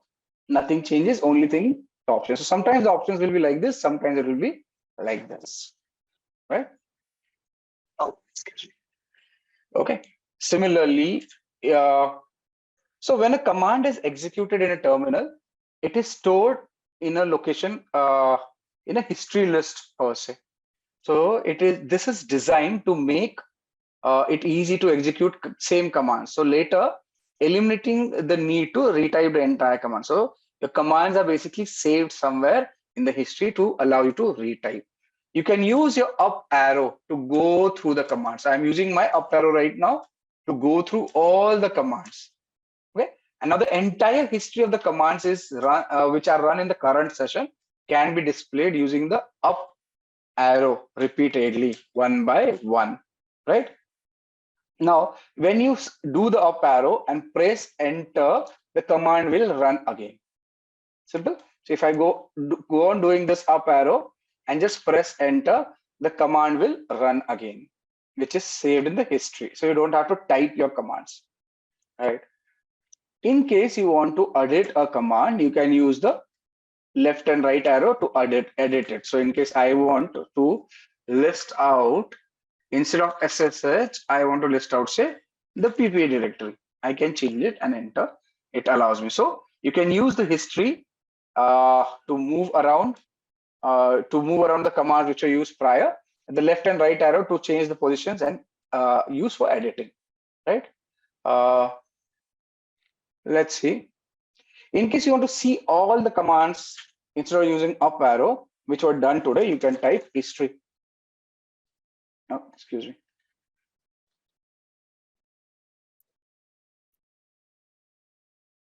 And it will list out all the commands. So we have run a total of 35 commands since the session has started. Right? Everything will be listed over here.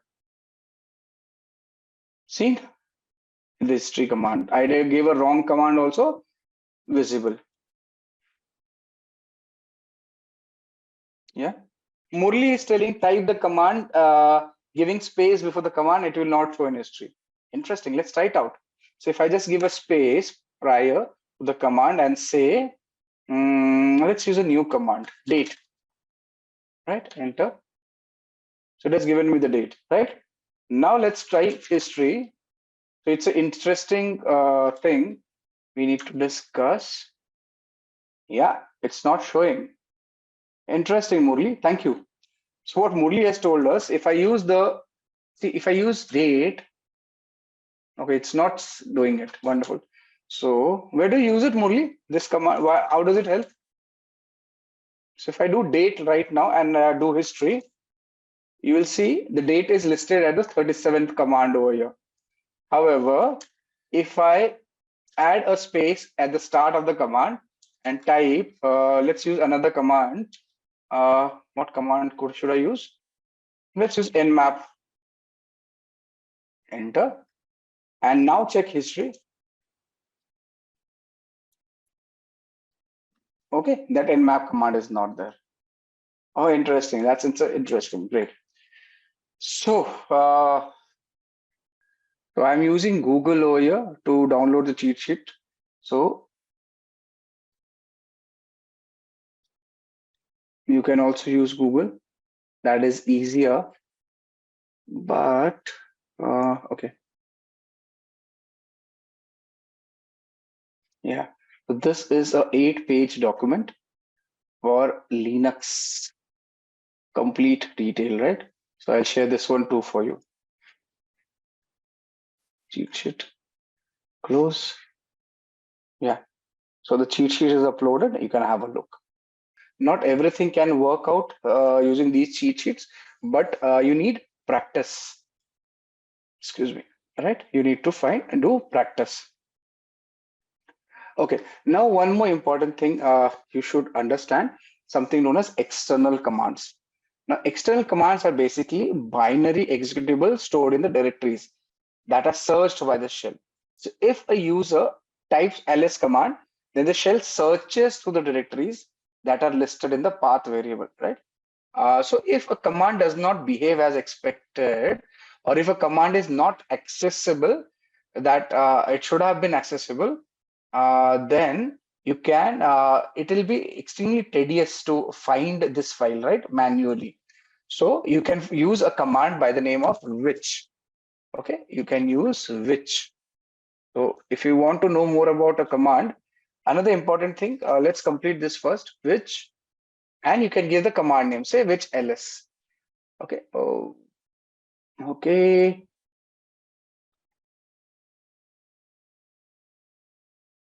Say which ls. It should give you a path. Actually, this should give you. This should have given you a location of a command where the ls is there. If I just say which Python, will it give me? Which Python? Yeah. So it did not give it for ls, but let's see if I know where is Python variable, or where is Python, if in short, in a generalized understanding, where is Python installed, you can find it using which command, right? This helps you to understand if a particular file is installed or not and available in the system or not, right? So that's your Python. That's your which command. What else? Now, we saw directory listing, right? ls. So we have discussed the initial command options arguments. Similarly, if you have to change the directory, you can use cd, and cd stands for change directory, and the directory name, which is to be changed to. So you can just select and you will find the directory has been changed. Can you see that? You can use the cd command to move within the directories. If you want to understand the present working directory, you can use that using pwd, present working directory. That will give you present working directory. Got it? So now if you do not know something about a command, you can use the manual, which is in Linux man command. So if you want to get details about any command, just say man and the command's name. It will list out the details about the command. So it will give you, what is this ls command? It will give you list directory contents. How do you use it? Synopsis is given. It will give you description about this file and options which we can use this with this, right? So this is how man commands you. In case you do not know what is man, you can find out details using manual of the man itself. Can you see? I opened a manual for man command itself. So it is an interface to system reference manuals. What is it? It is an interface to system reference manuals, and it will give you a description of each thing which you can do with this command. The examples are given. See, I give you this example, right? Man ls displays the manual page for the item ls or the program ls. Got it? Similarly, if you say man 0.7, it will give you the manual page for macro page man in section 7. So you can find a section in a particular manual using the number itself. Got it? So that's your manual. Okay. What else? Let me see. Okay. In case you want to get help for a command, then you can use, let's say, dash H as help, right? If does not exist, you can use double dash and the full word. Either of it works. Can you see? When I said dash L, it did not work.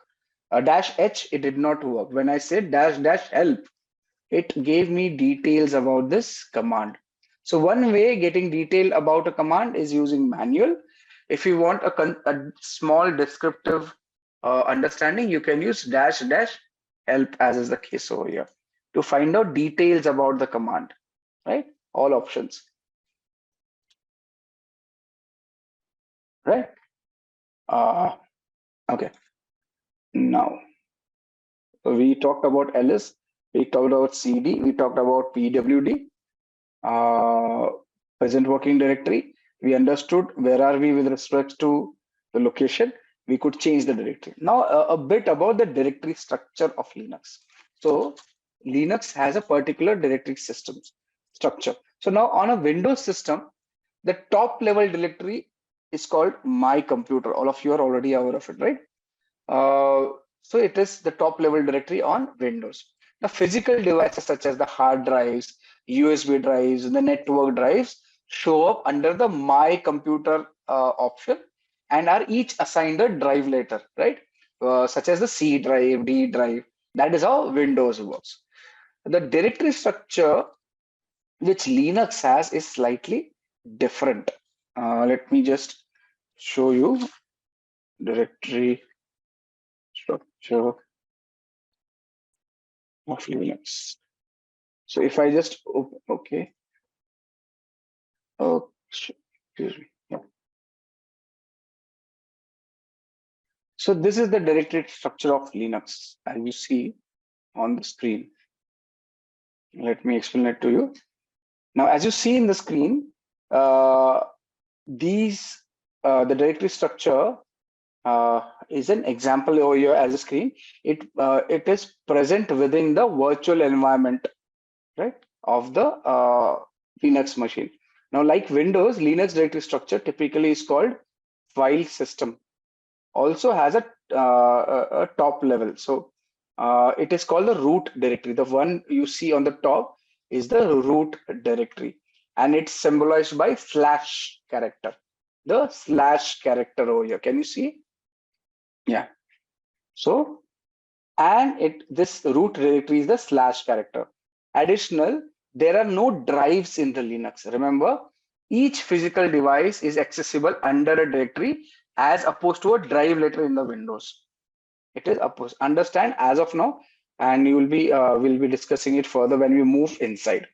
So to view contents of a directory, you will be using ls, as we already know. So if you want to understand, see the contents of a root directory, you can just say ls/l, and you will get the contents of a root directory. Can you see that?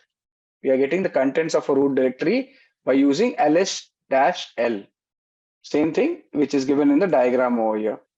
Right? I am getting this boot etc proc dev mentioned over here. So can you see boot etc? Yeah, all the directories which are in the root directory can be seen over here. Right? Where is it? Where were we? Yeah. So now we can list out the contents of the directory, of the root directory, as we saw in the path over here, right? Using the ls command. We've already done that. Now we should notice that there are many directories with descriptive names, like the /boot directory, which contains files to boot the computer. If you want to see the /boot, you can just cd /boot ls, and you'll find the files to boot the computer inside this directory. Hence the name boot, right? So like Windows, this is the master directory boot, the my computer directory, like my computer, and you'll have the details over here, the boot directories, right? A root directory will have boot directory. Boot directory will have computers files which allow the computer to boot per se, right? Now the term home directory often confuses various people, right? Home directory often is confused by various people. Let me just come back here. Yeah. So to begin with, on most Linux distribution, there is a directory called home. Can you see this home directory over here? under the root directory, there's a home directory. Now, under this home directory, there's a directory for each user on the system. So if I just go to, let's say I go back to my root directory, I say ls, you'll find the boot directory, I'll find the home directory, right? Inside the home directory, I will find the directory for each user. As of now, this computer has only one user. Hence, only one directory for a user is mentioned over here. Wonderful. What I can do is, let's create a user. Let's create a user. And I'll show you if I create a user. If I have to create a user, I can use command sudo user add. And what name should we give? Let's give AEP. Enter. So user is created. Now, like I said, in the root directory, there's a home folder. Which has, or rather, which has users of that particular computer. So if I just say home, you will, oh, it has not created. Just a sec. Why didn't it show the user? Where did we create it? It should have created the user in the root directory. I created a user, right? It did not give an error. What I did, I created a user to be listed over here. But somehow that user is not available in this directory. That's interesting. I will have to look where did I go wrong.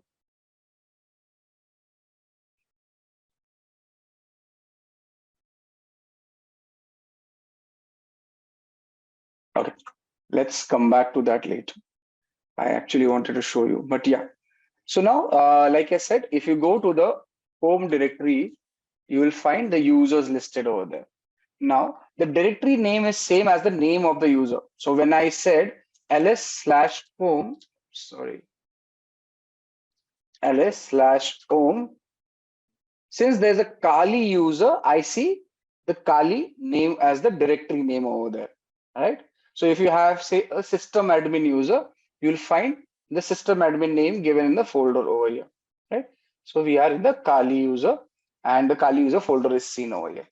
Okay, moving on. Okay, the home directory, again, remember it's an important directory to begin with. When a user opens the shell, it automatically is placed in the home directory, right? Typically where you work. That's the importance of directory. Like I said, PWD will give you the present working directory. If you do PWD, it will give you the present working directory. If I change the user to sudo su, yeah. And if I say PWD, the present working directory is still home, right? But the user is root.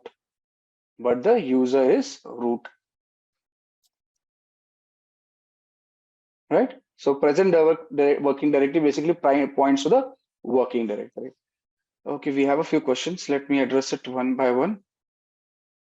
Balraj is saying, is there any difference in the folder color? It seems different colors of folders. Nice. So, okay. In a typical Linux terminal, the color of the folders vary, right? Because of the configuration per se. Now, depending on the distribution, we'll have different colors. So by default, directories are often displayed in different colors to differentiate them from the regular files. So let's say if I just say, as you see, just a sec. As you see over here, this is a tarred file, a compressed file, which has a different color. A regular directory has a different color. If I make a file executable, then the name will it will become green. Yeah. Okay. What is the difference between sudo and su? Okay. Basically, I am using the super user command, right? So sudo and su again in most Linux and operating Linux systems or Unix systems, we let's say if you want to do something in elevated privileges, right? If you want to execute some command in elevated privileges, you will use the sudo command, or in full form, it is super user do. So let me just type it for you. The sudo basically stands for, sudo. Yeah. See, sudo stands for super user do. They have not given a full form. Or have they given it? No. Now, this is basically to execute a command in a super user, and to execute a command in a elevated privilege. They use sudo. So basically, sudo allows a user to execute a command as another user, typically the root user. What is it? The root user. So when I say I am running, let's say I'm exiting this to normal user. Now, if I say want to open a particular application which requires administrative privileges, I may not be able to run it. So let's say I say net discover. So this is another command, discover. We'll use it. Does not have net discover, is it? Net discover. Okay. See, it says this is most likely caused by lack of administrative privileges associated with your user account. So then a user account is not allowed to run a command because there are privilege restrictions. However, if I just use sudo, just write sudo and net discover, it will allow me to run the command. Can you see? The command has started working. What is it? I am elevating privilege. David, does that answer your question? Sudo allows a user to execute a command typically as a super user or a root user. Got it? If you say, what is su? Just this. So I can tell you, man su. Does it give me? Yeah. So what is su? Run a command with substitute user and group ID. So now basically SU stands for switch user. If you can use the full form, SU stands for switch user. Sudo stands for super user do, right? Now this SU allows a user to become another user. Typically, again, you can change it to administrator or some other user person. Got it? Yeah, wonderful. If it's about terminals and you're working on a terminal on a Linux, use manual command or help command to get more details. It will be much more easier. So if I say nmap, I can use manual of nmap to give me details. Nmap is a tool which is a network scanner we'll be using. Wait for it. Yeah. So this is nmap. I press Q, I can quit it. Similarly, I can use nmap-h for help. Yes, all commands can be tested in the lab. I am doing it in the Simplilearn lab. If I just nmap-h, it will give me help command. So your help is available on the terminal. So you can get more details. Can we change the password of the user account in the lab using commands? Maybe you will not have the permission. If the lab vendor is smart enough, which he is, because I know him, he will not allow you to change the password of the lab user. Okay, should not actually. You can try it out. Okay, but there's no guarantee. I would not recommend it. You can play around with your own machines with respect to credentials. However, it is not recommended that you do it over here. Okay, wonderful. Right, where were we? Right, so moving on. So we saw we can change directories using CD, and you can move within directories. We saw what is a home directory. We saw what is a root directory, what is the structure of the directory, right? If you move to a particular directory, use CD. If you say, let's say, if you're moving into a CD documents directory, right? There are multiple directories. Okay, not here. cd. If you have to move out of a directory, you can use cd dot dot, and you'll see you can revert back to the previous directory. You're moving one directory up using the cd dot dot. Now, if you say move to a directory, cd downloads, one sec, what happened? Yeah, let me clear the screen. Vinay, can we do any installation, launch any application using Kali? Yes, you can. If you want to, let me just complete this. I'll show you that too. So if I move to the CD directory, somehow my lab has got stuck. Okay, I moved to the downloads directory. If I move further into, okay, there's no subdirectory in the downloads, is it? Where was a subdirectory available? Let's move to a subdirectory somewhere. But my lab is stuck. Wait. Yeah. It's crashed. Just a second. Let the terminal open up. Vinay is asking, can we install anything? Yes, I'll show you that. But let the lab start. Give me a minute.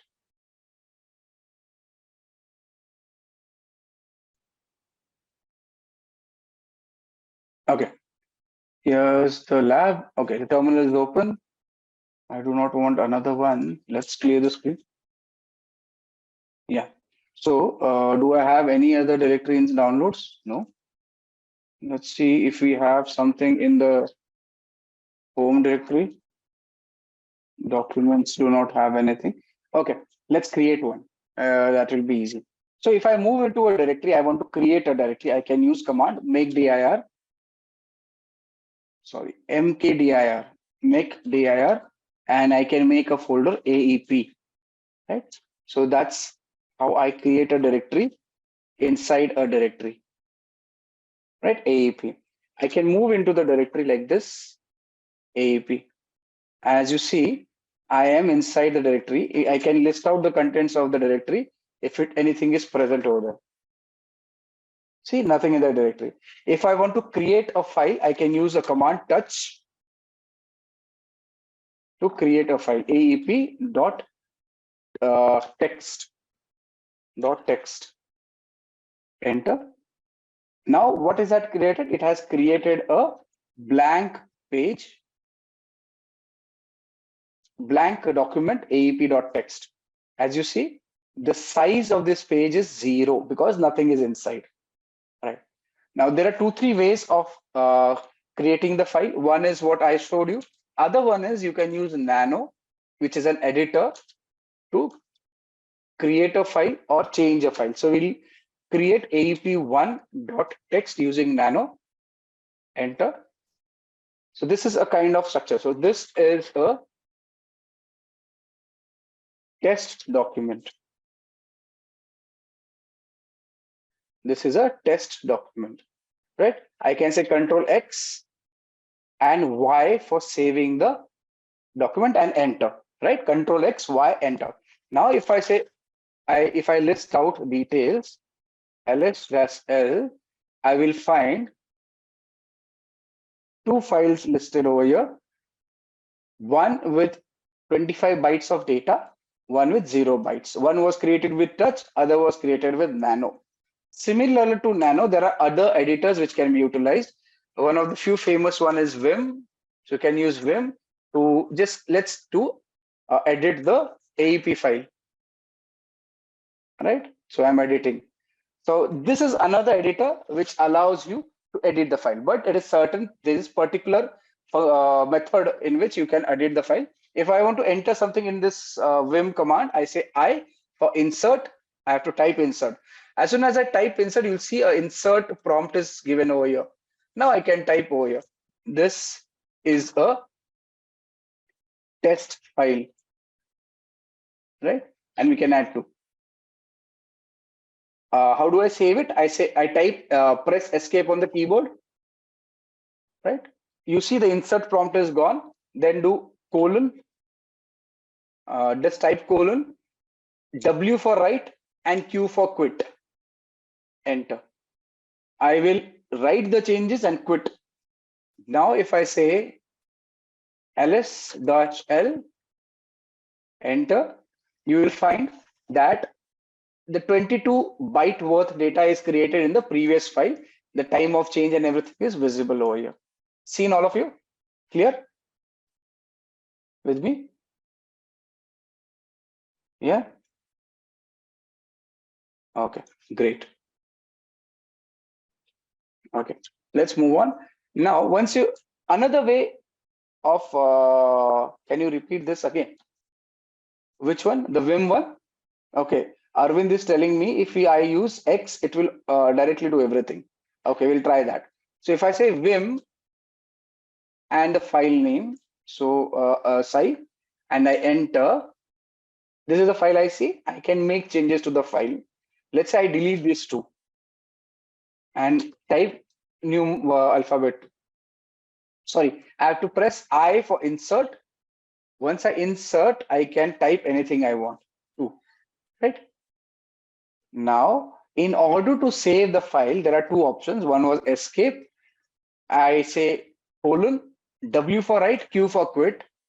Another option our friend Arvind has given, wherein I can use colon and X to exit. Let's see if it works. Yeah, I have exited. Let's look if the change has been incorporated in our file. So cat aep.text.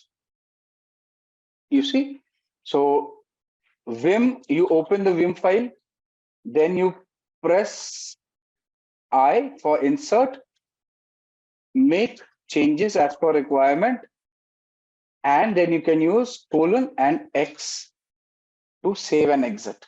I used to use colon and WQ, right? Both of them are same. Yeah. Okay, understood, Sai? Okay, great. We have a question from David. David is asking, does Linux have something like batch files in Windows? Okay, yes, Linux has a similar concept to Windows batch files, .bat files, if you call it, and they are known as shell scripts. Yeah, David, they are known as, let me just exit this.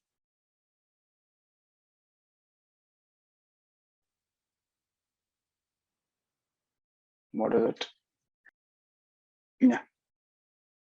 Okay. So there are shell scripts. Now these shell scripts are text files containing commands that are interpreted and executed by the shell interpreters, right? So that's our shell scripts. So we'll be using shell scripts. So if you want to create a, say a simple shell script, now that we have come to this and we are using editors, another editor which will help us do is gedit. So we talked about Nano, we talk about Vim. Another text-based editor is gedit. Do we have gedit in this? Well, let's see, we'll have to install.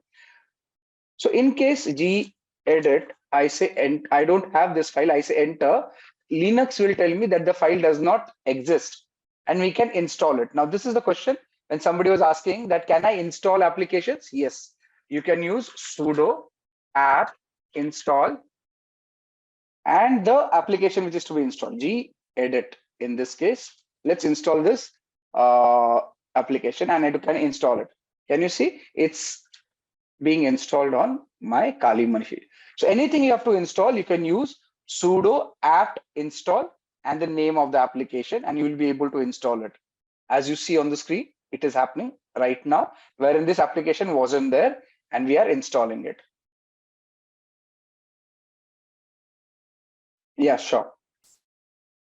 If you do not have an application, you can use sudo apt install and the application name to install the application. Simple.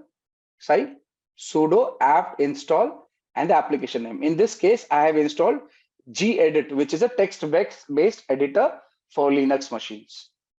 Where are you? Yeah. Yes. Okay. Great. So now that we are, we've seen Vim, we've seen Nano, we've seen Vim, we've seen Nano. Let's work on our options to use a text-based editor. Let's work on our options to use a text-based editor such as gedit. So if I say gedit and I say AEP, I give the file name, right?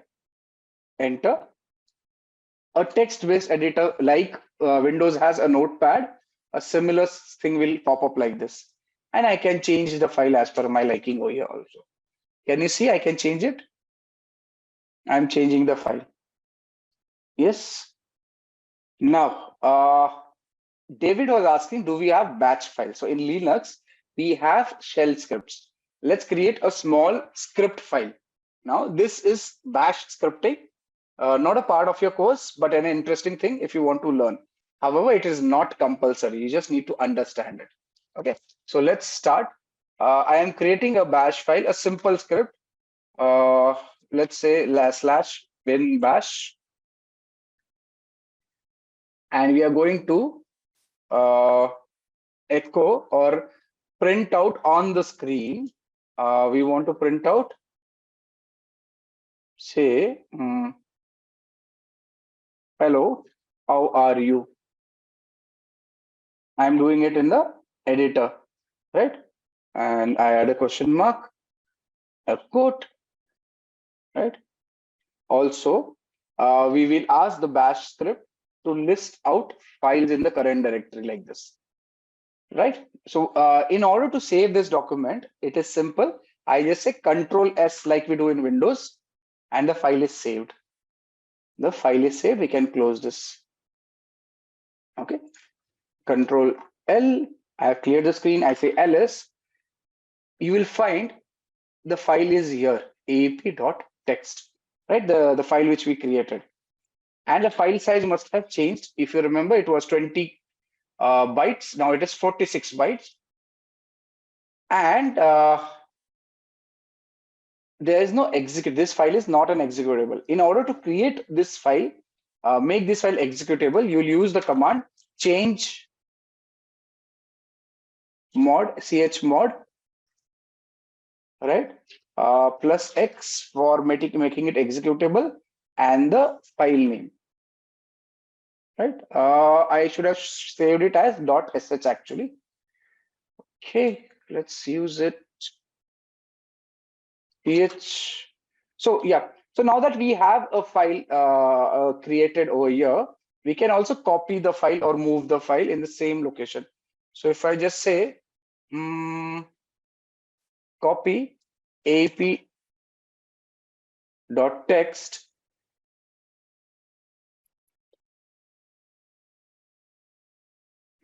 come on, yeah, as ap.sh in the present location. Can I do that? Yes, all people who know Linux. Can I change the name of the file in the present location? Yeah. If there's an error, Linux will give you a warning. If the operation is done, the Linux will not give a warning. If you want to look at it, sorry, ls-l,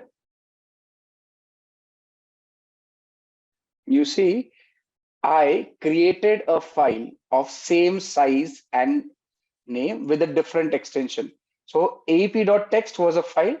I have copied it as aap.sh, which is a shell script file. Do you understand? I copied a file using CP. CP is copying a file. Now this aep.ch can be given executing privileges that we can execute this file by using chmod plus X, and I say aap.sh. Right? I am making a shell file. Enter. You see, it has given no errors. That means it has worked. So if I now do ls-l, can you see the file color has changed? Can you see? What was the file color before? It was a white color. Now it has become green color.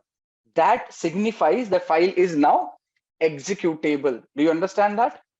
That signifies the file is now executable. Yeah, David, your batch file, we have created a shell file over here. Okay. So in your journey as a ethical hacker, as a penetration tester, you may have to make files executable. You will be doing it using such kind of commands, change mode, chmod commands. Got it?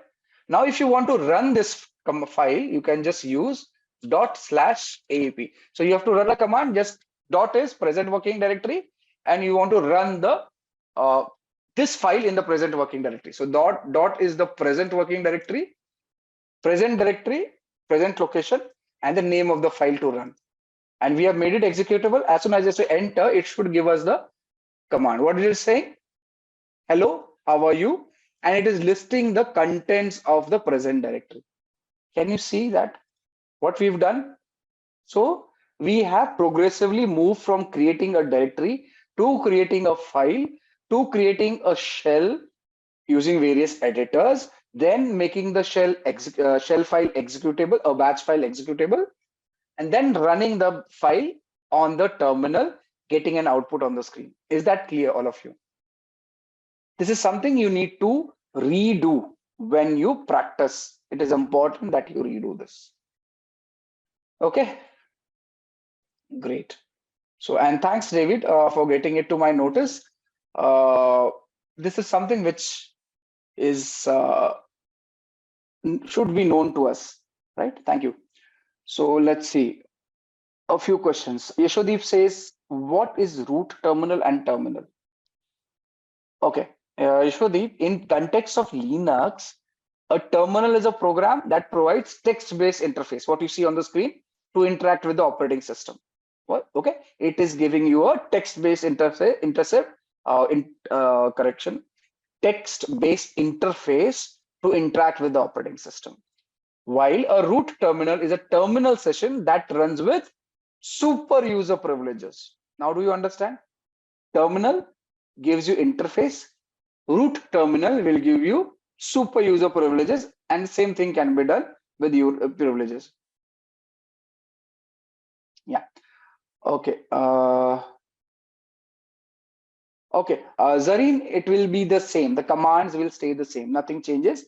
Ubuntu is a Debian-based operating system. Kali Linux is also a Debian-based operating system. So all these commands in exact same format will work in Ubuntu also. Yeah. Okay, great. Okay. So next question. So we have a question from Kaushal, which is from where the Linux find the application. Now, in case of Linux, there's something known as official package repositories, right? So no, most Linux distributions have official software repositories or storage mechanisms where users can find and install the application.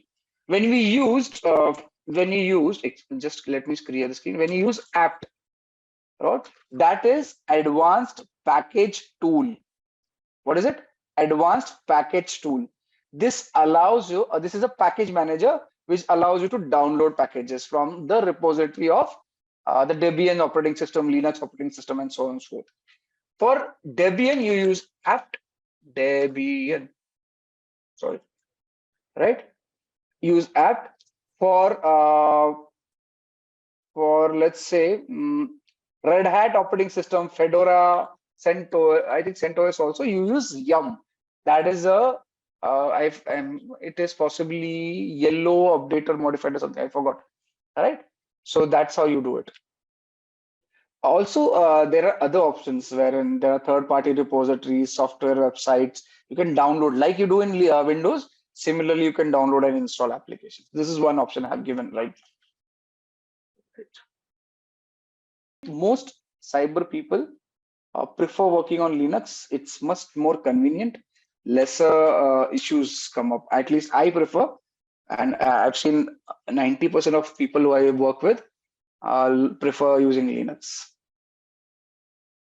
Yeah. Okay. Okay. Again, another question from Kaushal. Does the syntax matter while searching the application? Yes. If you remember, I told you Linux is case sensitive. So you have to ensure that case is correct. So if you're looking for Firefox, let's say now this machine has Firefox. I want to open Firefox. I just type Firefox like this, and it will open Firefox. But if I don't get the case correct, it will not open the application. Simple as that. Can you see? From the terminal, without actually using the mouse, I can open an application. I just say Firefox. I'll tell you something interesting I'm doing over here. Can you see I just changed the case, the first case F, and Firefox did not open. If I say Firefox without with the right case and I enter, it will open Firefox. Got it? So you can search and open applications from the terminal. So if I want to open up, say, burp suite, I can type burp tab and enter. It will open. This is a proxy which we'll be using subsequently. So you can open applications directly from terminal by running a command. You don't have to use mouse and mouse as such, right? Okay. Thank you for joining us today on this exciting journey through the world of cybersecurity. Remember, knowledge is your superpower, and with the right training, you can become a guardian of the digital world. Should you need any assistance, PPT, project code, and other resources used in this session, please let us know in the comment section below, and our team of experts will be happy to help you as soon as possible. Until next time, thank you and keep learning. Stay tuned for more from Simplilearn. Hi there, if you like this video, subscribe to the Simplilearn YouTube channel and click here to watch similar videos. To nerd up and get certified, click here.